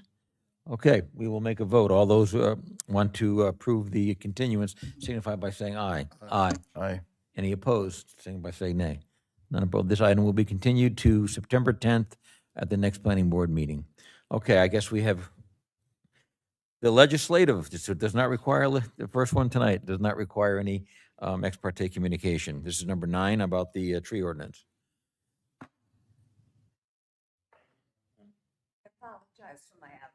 Thank you very much. So they had this presented to you previously. Hasn't been a whole lot of changes here, at least to the slides that I've got this part. But the ordinance itself, what we have is we had probably a good half a dozen comments that came in, including some from our esteemed attorney. And so he gave us some comments on some scrivener's errors. We made those changes, kind of the quick items that we had, the internal amendments that were made. And then we had some external. And so we had some comments from home builders, I believe, had I think they had an opportunity to come back. VCARD, FCARD had come back with some comments. Also, some resident stakeholders had come back that I had sent it to a handful of folks that we see kind of routinely in our chambers, and ask them, hey, you want to take a chance at looking at this? That being said, I'm not going to tell you that it won't yet change more. That first reading of an ordinance before the Board of County Commissioners does give us that ability to change what ultimately would be adopted. Certainly you at this point also have that ability. And we would expect that from you. So if you're looking at this, if you've had a chance to scrutinize what we've had, Materially, the deal points with this haven't changed. There have been edits, I'd say on a broad brush, have not been of a substantial nature. The criteria that are still there are still the criteria that are there. We've got that 40 to 50, the 35 to 70. Those numbers are still there. We're setting up the tree fund. Those concepts are still present within the ordinance, and so the deal points are there. With that being said, I think this is a bit of a work in progress. I would say that my expectation is that this would be done, and then potentially we'll have it changed or at least readdressed as we move forward with the Land Development Code update. Remember our process that we're talking about doing, and of all things. Excuse me, Adam, you saying we're going to see this twice? You're going to see this now, which again, it irks But me then when that we do an LDC, we're going to see it again. it irks me that you're seeing it now, because I had said before, if you'll remember back, and I've referred to this several times, when we had a marina ordinance that we were processing that crashed and burned at the Board of County Commissioners, and I had said famously then, I'm not coming back with this until we come back with a Land Development Code update. And then here we are doing these things effectively piecemeal. To me, it's very much the same as you had made the comment in the workshop of, you can't look at these things in their pieces without understanding the totality of it. And so I'll tell you that this is going to be here, this is going to be what it is, but as part of an overall Land Development Code update, we may take a totally different approach on format, on structure. The bones may still yet be the same, but I do think we'll revisit this. This isn't going to stay as it is in the context of amending the Land Development Code. I think you've got to look at the pieces in order to handle the whole. And I expect that we would address at least some of the same root comments that were here. And at that point, we'll have the convenience of having this in effect for some period of time. I think it will give us a chance to go back and revisit and see if this was something that we really wanted to do. We'll have an idea then, is it working or not? So this is staff's rewrite, correct? Correct. And I want to jump ahead if you guys don't mind for a second. I honestly had a lot reading, and I have a hard time sitting down. So this is the one item that I only got about halfway through reading it. I know. Believe me, I was reading all of the engineering reports on the darn, water flows and all that. I'm like, why am I reading this? I got to get through this. But anyway, was there a section in this that addressed, I know we had one person in particular, but it's not the only person, in the hammock, about the trees in their particular lot, and there was supposed to be some rewrite to the code to try to address some of that condition. Is there a part of that addresses this? This would directly address that. Could you bring that up for a second, just so I know what it is, what you were? Two parts, and I tell you that tree bank fund, what you see here, the second bullet, so that this sets up, actually first and second bullet, this sets up a tree fund. And then based on, as that tree fund would be established, we would, every year, it would be based on the wholesale value of the trees. We would put out an RFP for a certain number of trees, certain size, and there would be some legitimacy to that, because our intent with the tree fund is to fund county purchases of those trees for placement on county property. And the installation of them. And the installation. And the maintenance. And the maintenance. Okay. And so, and then the other part we talked about is that, and I've hinted to it, I think I put it in here, the second item here, is that it may not always be used for planting on public lands. At some point, we know there's some carrying capacity. We're going to run out of Bay Drive Park to put palm trees on. At some point, there's only so many palm trees we can shove there. We're going to be done. We're not going to be able to put any more palm trees on Bay Drive Park. And so there may be something then that if we have the historic trees, the specimen trees that are present on a property, rather than going and buying the property as we had with Old Moody Homestead and taking it off the tax roll and putting it on the government side, we may have a less than fee acquisition. We may have effectively a tree easement, I'm calling it that, some kind of conservation easement that would be placed there to place that tree or trees, maybe a grove of trees ideally, into some kind of permanent easement where an owner could still enjoy benefit of their property, but they place that area with the county under that easement for So this purposes is of tree like, protection. this is like the water banks, the Yes. wetland banks. Yes, very much where so. somebody whose lot would qualify in that canopy area would be able to take their, I know some of those lots are quite long along the intercoastal there, and they would be able to take that back section, put that into perpetuity, get a tree easement unit or whatever, equivalent unit, and be able to sell that to the owners of the property. But the county would not benefit from the money on this, correct? So the idea here, the concept I had, or that we talked about, was that county funds, potentially from the tree bank, would be used to purchase that easement from the private property owner. So we would, in lieu of fee purchase of the entirety of the property, we would compensate the landowner for the area that they're putting under the tree With easement. the applicant or with the other person's funds who needs that. No, it wouldn't, to me, it wouldn't be that directly traceable. So it wouldn't be necessarily, it would just be the mass of the tree funds that would be there. And so that it would be discretionary spending on the part of the board if they wanted to pursue this. And so far, I've written it in there where you can do this. And my theory would be is that these would come in maybe as a consent item or as a general business item on a Board of County Commissioners agenda, because it still involves some use of public funds. We'd have some agreement with the landowner that would say, you've got to keep the tree in good health. You're not just going to go and get the easement from us and then dump gasoline on it and kill the tree. You're going to have to do But something with the to keep it. exception of a live oak, most of these other trees have a discernible lifespan. They And do. at the end of that lifespan, it's probably not feasible to expect 50 years from now, 30 years from now, somebody to go back and start replanting trees all over the back of that, right? So in effect, it would be that way on their property. If they had an elm that's going to die in, 50 years, then that grove, if it dies, and that easement would go away or something? Yeah, it's a good point. I mean, we hadn't talked about that to that tail end of the analysis, and as it is now, that easement would remain in perpetuity. But maybe there would be some language there. Remember, these are county public funds that are being used to. But on to private purchase these. land, and the offset was a tree that have a lifespan. But again, I'm not an arborist, but I do know that Yes. live oaks Yes. live a long time. But with the exception of those live oaks, I don't know if any of the other specimen trees have that long of a lifespan. And, and just to throw another apple in there, there's some of the lots that people come in and they complain about in the hammock about the beautiful trees and all that. I've been here for 44 years. My folks bought property here in 56. And there's those same exact properties had no trees on them. And now they got beautiful oak hammocks, and the people somehow get the illusion that those trees were there for 1,000 years, but they weren't. And so are we trying to hold in time something or just go along with the way nature works? And I'm proposing this to you because, as you said, this is a work in progress, and I'm just trying to, think out where you're going with that. I thought when you were talking about the exchange, there was a way that a person could say, look, and that wouldn't be the first option. Maybe at the end, I can't do this, but I will put money into this bank so you can buy those trees to offset what I can't do.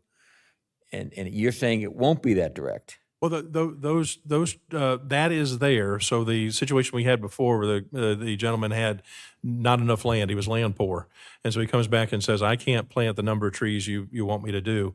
What are my options? So we would first put him into the tree bank. I also did write in, and probably the part I'm most uncomfortable about and don't legitimately understand as much as I should, is the variance option. I wrote it in kind of at the tail end saying, okay, well, what happens if everything else fails? Could they still request a variance subject to our criteria that we have for every other variance consideration? Is that a possibility? We don't have currently a variance. Do not. So you were saying you were going to try to make that. Yes, and so I wrote that into the ordinance as it sits now. But my thought is in that progression is that you would exhaust all those options. You'd go to the tree fund, and so that if you don't have the ability to do those plantings on your property, then you would contribute to the tree fund, and then at the county's discretion, we would use that tree fund for first and foremost, as we've described it, planting on public lands to augment the greenscape on public areas. I'd include that also, not just parks, but probably also right-of-ways, gateways that we have, there's some flexibility that's there, but it's public money, public lands. And then the less than fee was a bit of a thing that I added in, just thinking that could be an option also. I'm thinking here that if something did happen, we probably would have that written into an agreement there with that if something were to die. I'm almost thinking here that there would be an ability for an owner to buy back the easement effectively. We're giving you county money. I'm giving you $10,000 to have an easement placed on the property to preserve an oak. 2 years from now, lightning strikes, or maybe you just change your plans and you come back and say, you know what, I figured out I don't want to keep that anymore. And then you could potentially buy it back. You could give us $10,000 or maybe whatever it ends up being for you to buy that easement back. And my hope would be is that we'd replenish the tree fund is what the idea there would be for me. My only thought on that would be that if they could buy it back, there'd probably have to be a reason they have to be Yes. asked to, and then they would pay the other ancillary costs to buy it back. So Yeah, it's going to be certainly. legal work and county staff, and we would actually be depleting county resources if people kept taking it and kicking it. Here's 10,000, give me 10,000 back. No harm to them, but we're paying these legal costs and staff time to do it. So that maybe you need to explore One that. thing that's a bit odd in our code right now, and it's been kind of a bit of a head scratcher, is that our designation for our champion trees, our heritage trees, I can't remember the language that's used, but Old Moody Homestead's the only spot where we've had it designated. It's at the discretion of the Board of County Commissioners, and it's basically at the request of the landowner. And what you would be doing, imagine that scenario as a landowner, is you're going to somebody saying, hi, I want you to put a restriction on my land. And so the particular situation we had with that before was the landowner was attempting to package the property for land acquisition through our environmentally sensitive lands program. And so it did make sense in that instance. They certainly were heritage trees. They were of that age. They are live oaks. It's at a homestead that has some historic interest in the community. And so all those check marks were checked off. But it's odd that right now the only way that we have that designation is through the designation by the board itself, that's something that is worthy of protection, and that then effectively becomes a self-imposed condition, and that it's not something we're proactive about. And that I think some of the changes we've done here would be more of, we'd look at it and we'd say, okay, that 36-inch oak tree, if it's healthy on your property, that would have an extraordinary consideration as we've written this. It would still not mean that you couldn't cut it down, but if you cut it down, you removed it, you would have a above and beyond requirement for your replacement. It's intended to discourage you, or maybe say it a different way, to encourage you to preserve that tree on the property. Yeah. But again, if it's the hammock lot that's 50 by 100 and you've got that treaty oak in the middle of it that's 52 inches and you've got no other choice but to take it down, you can take it down. It's just going to cost you. I'm just throwing this out at you. So on my industrial property, I took basically half of the land and I turned it into a conservation easement. And that allowed me to have a tree count and by basically have pretty much asphalt. I got trees in my island, but I got an asphalt jungle is what I created, which is what I needed. But I got 50% of it that's nature. But the encouragement to me, again, go back to the money, was when I put it in conservation land, guess what? No property tax. So I don't know if there's a way you could look at that legally to help encourage, if you take a section of someone's land and say, we're going to take 25% of that, not the house value, but the land value, you are now putting into a conservation easement, in effect. If they would then, have to talk to the property appraiser and legal staff, but if that would then qualify for that, because that's an encouragement. That gives somebody a financial reason to say, hey, this makes sense to me. I love the tree. Now I'm going to get a little tax break, and the community gets that tree that they know will be held. And then again, if they were to take that away, they'd have to probably pay the back taxes on it or whatever with an interest or a penalty or something. You guys, please jump in if you guys have anything. I got a couple of questions, Adam.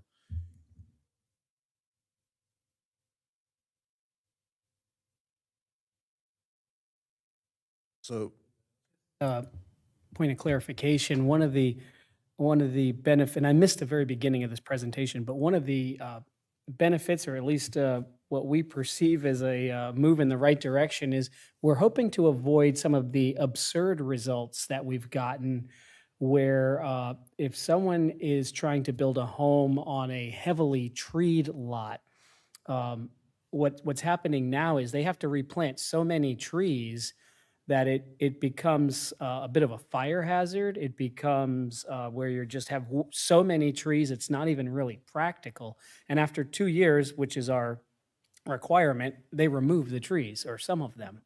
So to avoid those sort of extreme situations, there's a provision in here that when you do the calculation as to which calipers have to be replaced, you exclude the trees that are within the home's footprint. And so it becomes a more reasonable standard to meet. Now, on the flip side, and forgive me if you've already spoken about this, when a subdivision is coming in to design a new neighborhood, they have to now, when this is in place, they have to take into account the existing natural resources on the land and try to incorporate that into their design. Instead of just imposing their development on the landscape, if they have, for instance, a nice stand of large trees, well, they might want to leave that area alone and design around it. And so that'll be codified once this is adopted. That was something I was thinking about because, living up in the hammock, I see that over and over again. And I hate beating a dead horse. But again, the church, I remember them getting approval for one type of building on the back of it. In the meantime, now I see they tore down, I think, at least 5 oaks, and they put a prefab building on block. And something there doesn't make sense to me. And like you said, we have to be able to make it economically not viable for them to be destroying trees in that manner. I don't know how to do it. And, and on to another point, while my brain still thinks of it, you were talking about a 2-year window where they need maintenance. I think that should be extended because 2 years means nothing. I mean, make it 5 years, make it 7 years, because let the tree grow. Let the tree start establishing itself. In 2 years, the tree doesn't do much. Those are just my thoughts. I mean, something along those lines would help the hammock a lot. I mean, I planted on the island. One big oak had died many, many years ago. Now, 12 years later, it's not that big of a tree yet, but so if you only give somebody 2 years, they can go in there and just pull it out and call it a day. So I would definitely make that time period a lot longer. Mike? Yeah, Adam, I got a couple of questions. One, you said if a guy has an oak tree on his lot and it's in the middle of his lot and he can't build a house, it's going to cost him to cut. I got to fix that because Sean and I talked about that, and so that if you did decide, one of the other changes we did is the argument we've used in the past is that our ordinance encourages you to be proactive with your design of your home because we are penalty driven. I'll say it that way, so that you're penalized because inclusive of your building footprint, you've got to count the trees that are on your property. This change would exclude those that are within your building footprint. The concern we had was we just had lots that were 50 by 100. You got an oak tree on that property. You're not keeping it. You can't build it. Right. That's what I'm saying. You're not building around it. You're not going to, and I realize you can build 2 stories, but you're still not avoiding it, especially when you're adding in septic tanks and drain fields, right. Those other considerations that are there. This does make that change that if you're within the building foundation, and one of the questions that came up, and I think I added the language now that's, or I think we said proximate. I think I added a qualifier that said basically within 10 feet of the building foundation, then that's also then considered a tree that would not count against a landowner, so that if you're coming in with that development plan. We had argued internally previously that, okay, there's a scenario, what if somebody had that oak in the middle and then they would come in with the box in the center just for purposes of permitting so they could take that tree and tear it down and then come in with something less. I don't know who would go through that expense to do that. I mean, maybe there is a trade-off where you'd go through a complete design on a home, through that in order to tear down the tree and then come in with what you really wanted to do. That's not to say it's not impossible to have happen, but I don't think that's going to happen very often if that did happen. I can see these, doing something with these developers that just come in and needlessly tear everything down. I can understand that, but a private property owner, it's kind of hard. Another question. Last time we talked, I mentioned to you about the fact that one of my sons built a house in the middle of our pasture, 10-acre pasture with no trees, and the county was going to make him plant 40 trees.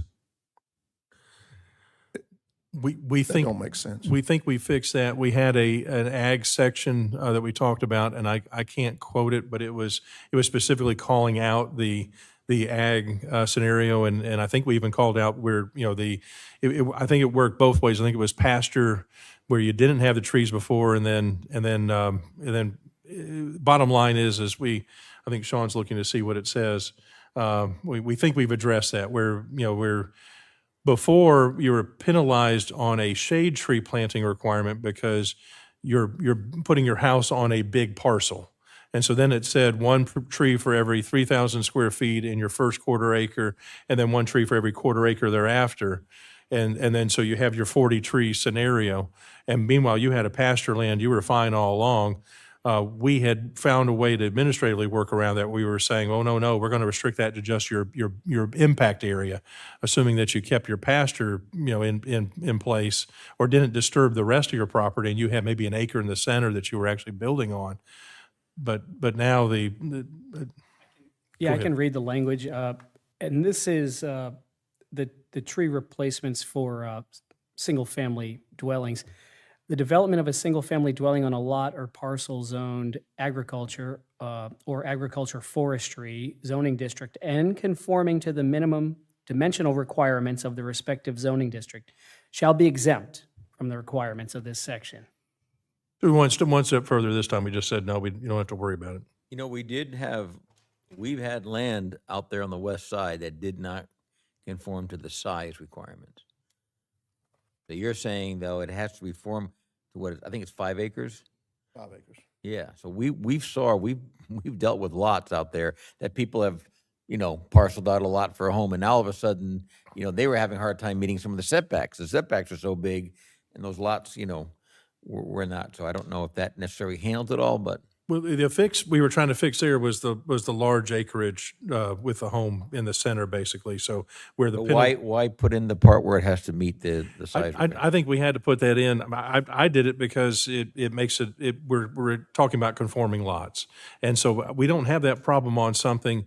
If we were doing a 1 per 3,000 for the first quarter acre plus 1 for every quarter acre thereafter, and we're an acre in ag. That's sitting out there, a family member division that's at least an acre, that kind of thing.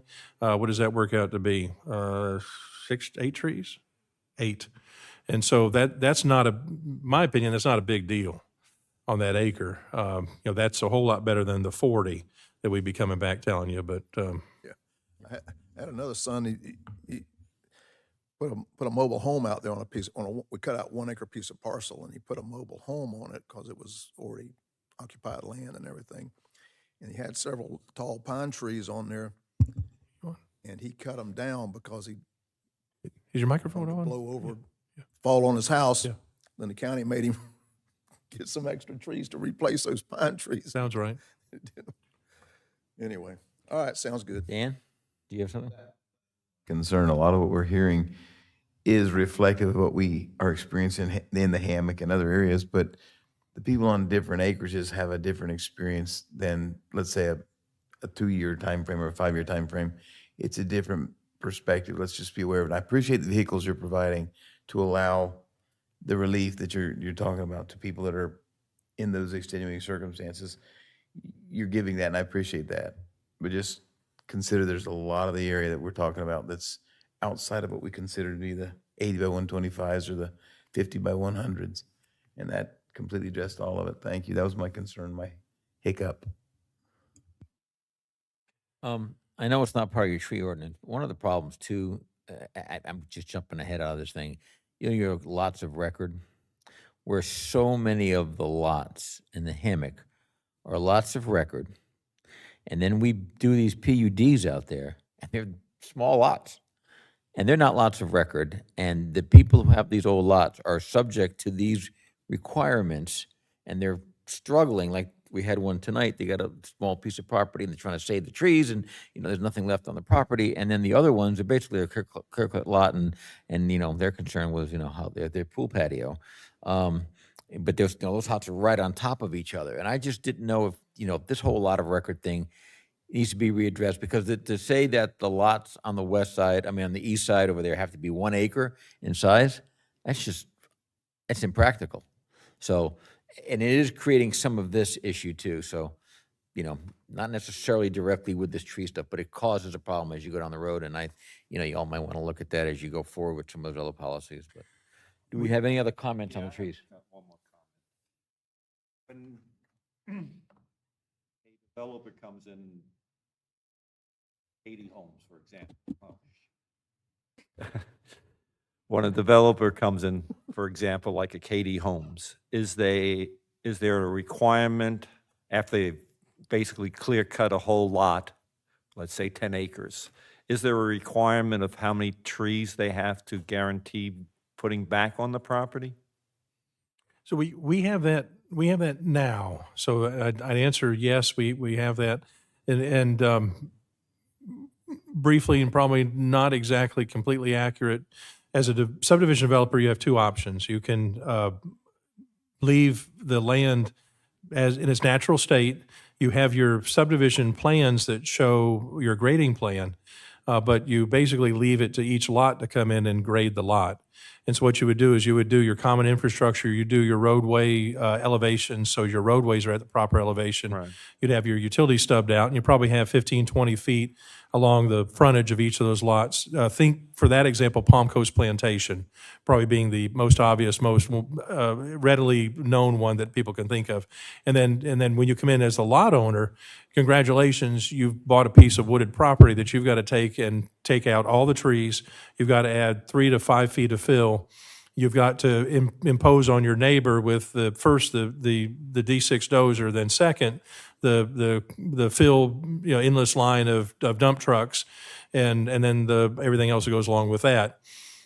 Or the other option is that the developer comes in and does the moonscape, as I've derisively referred to it, from the onset. And so for that one, think of the project down off of probably the easy one, the Sunbelt project off of John Anderson.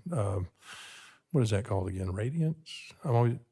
Veranda Bay. I'm always getting the wrong names. And so Veranda Bay, that's the one where they've come in and they've basically taken everything out. They do have some areas of wetlands, some areas of set aside, but, and then that, I could probably argue for both of them. I think it's probably better to rip the Band-Aid off and do the moonscape.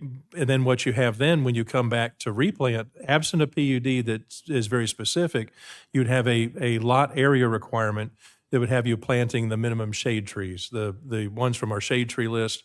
Very confusing right now. I don't know of any other jurisdiction that does it like this. I'd love to find a better solution. We're not doing it with this. We're not doing as much as we probably could, but we have effectively the duality of the system. We have a shade tree requirement and we have an index tree requirement. We're not going to call them index trees anymore. We're calling them protected trees is the new nomenclature we're using, but we still have the two in play. And the short answer to your question that I made much longer was that the shade trees, you'd still have that minimum lot area that's underway, and you'd have a shade tree requirement to plant. Part of the scrutiny right now that's happening is that the perception is you're coming in, you're taking all these trees out, you're removing this old growth. Yeah, but that arguably is needed because of the drainage and how the drainage systems are supposed to work. You've got to do the fill to make it work. And others are saying, well, you could do tree wells, you could do those other things. And then clearly on a 9,000, a 15,000 square foot lot, tree well doesn't make any sense. So it's a lot that's in play.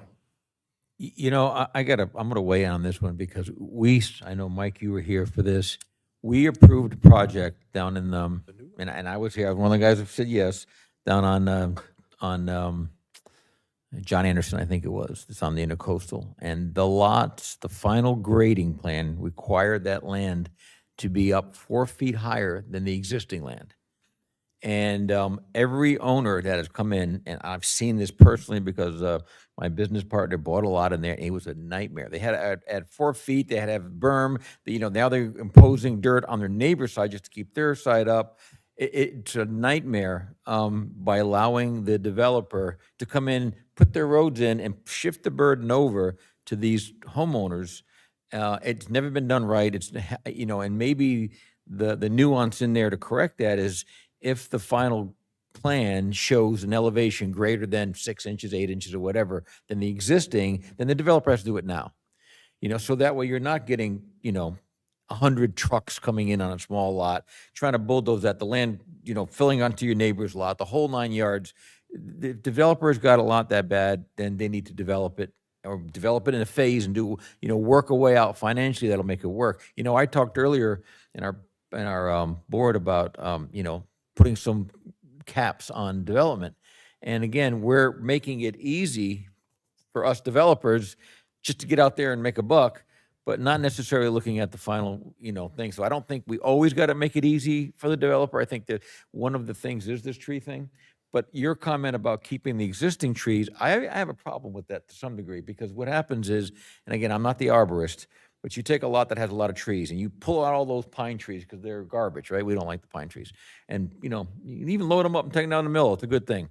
Now you got these trees that are left that had never lived in a condition where they were getting extended to all of that wind. So they look horrible. And now they're getting blown against that. The root system wasn't designed for that. Now you're going to build up around them. So now their root system, they may be drowned. Right here, almost across the street in Benell, the post office, they had that beautiful oak tree. They built this post office. They built this big well around it. And look, tell me what's in that thing. I think they put a magnolia in there finally, a giant well. I mean, trying to protect an old tree. I get it. Everybody likes the old trees, but I say, trees grow. And sometimes I think in the condition where tell that developer, look, if it's feasible to do your project, you got to make this thing work. Don't shift the burden down the road. Add 4 feet to the land next to you just because we're not looking at it. We need to look at that. And that could be in this tree ordinance. If the existing elevations were a certain height, you'd have to plant now versus later on and all that kind of a stuff. But that particular project, I don't remember the name of it. I know you know which one it is, so maybe we'll leave it unnamed. But let me add in, if you don't mind, the policy we talked about in our workshop, the 5, 10, and 20%. So imagine your 5% set aside in your single-family lot. I'm going to make another derisive comment. That's your snake pit. I don't know what that's going to end up being, how that will look. If we're keeping it in its natural state, you're basically talking about a retaining wall on a small lot. There's no other way for you to make it happen. And so you're going to have potentially 2 lots together. They're going to have their respective 5%, because that's the only way for you to do it. You're going to have, your sewer connection there together. You're going to have your on the front, you're going to have your water on that common side, and in the back corner you're going to have my 5% and my neighbor's 5%, and then the next 2 lots are going to have the 5% and 5%, and I'm going to have a retaining wall to make it where I can keep my pine trees that were there natural that are 3 feet down. And I don't know what else I'm going to do, because otherwise I need to make my slopes work. It doesn't make sense. I'm going to be eating up too much land, just like what you're talking about. I'm going to decrease my house size. None of that's going to work. Yeah. I have a house in Palm Coast. Never thought I'd say that. And so this lot, we cleared all the stuff out. There was some beautiful, beautiful oaks on this lot, but I had to get them because the roots were in the footers and it just wouldn't work. But anyway, I've planted some beautiful plants on there. Now, it's only been there a couple of years now, but in 10, 20 years, those are going to be absolutely magnificent specimen trees. They're going to look great, and they're going to grow in a healthy manner. And sometimes protecting those old trees, the tree will die. It's not in the right condition. So I don't know if always just saving a tree for the sake of saving a tree is the best way to have a tree, So I don't necessarily agree with total saving of every old tree there is. I didn't say every. Right. But there are, like he was saying, there are some historic trees, in certain specimens that you want to do everything you can do. So I think and I don't know to what degree this ordinance is addressing that, but I do want to find out about because I didn't read it all, about the issue in the hammock. And I did see the thing you talked about when you were talking about Mike's issue, because I did notice that there was the ag lands were being exempted from that, and I didn't see the part that said it was of a certain size. So I thought that made sense too, because going out there on the west side of the county and saying to the guys, hey, you got all this land, you're gonna have to start putting some more trees in there, it just made no sense at all, I just, I have, just a personal experience of a lot next to mine, and I made the county aware of the tree. My arms don't even match up with this, how wide it is. So, once you get an oak tree that's 150, 200 years old, and they're in good shape, I believe we should try to preserve them. Well, that may be we're an ESL thing again, because we've always looked at that ordinance or that fund to giant parcels, but maybe, infill lots here or there too. That could be like even a neighborhood tree lot or whatever. Because again, money talks. Somebody owns that lot, and to go to them and say, you as a landowner, you bought that, you've been paying taxes, but you know what, we like the tree, so you can't cut your tree down on your property, is another problem. So, but if we say, but we're gonna pay you for that lot, and now everyone can enjoy that tree, and you merrily take your money and go some other lot and tear some other trees down, maybe that's fine, Anybody else? Nope. All right, I think we beat that dead horse. Oh, yeah. It's only 12 minutes to 9, guys. I thought we'd be here till 10 o'clock tonight. So. All right. Anything else you want to add on the tree ordinance? No, sir. All right. So we're moving on. I think we have public comment, right? No, staff comment. Where is Paul? Yeah, staff comment. I did ask you on the tree ordinance if you would recommend approval so that I can go forward to an August 19th Board of County Commissioners meeting. So not to Can we belabor. recommend approval with comments that we made that you might address? We certainly were taking, Sean and I both were taking notes, and I think we're good with that if you were prepared to do that. Okay. Anyone want to make I'll that? make a motion, we approve it. Okay. Second. All right. Appreciate it. Thank you. Okay. Staff comments. It's your time to talk now. For the record, there's no one here for public comment. Yeah. Thank you, Sean. I don't know. There's somebody in that room back there. He's saying no. He's saying no. He doesn't want to talk. All right. Staff comments? No. Thank you. No. Okay. Board comments? Anyone? Better not be. Okay. All right. At this point, we have no public comments, so we're not going to have that. Ask for adjournment. I'll make a motion, we adjourn. Okay. We're adjourned. Thank you. Second.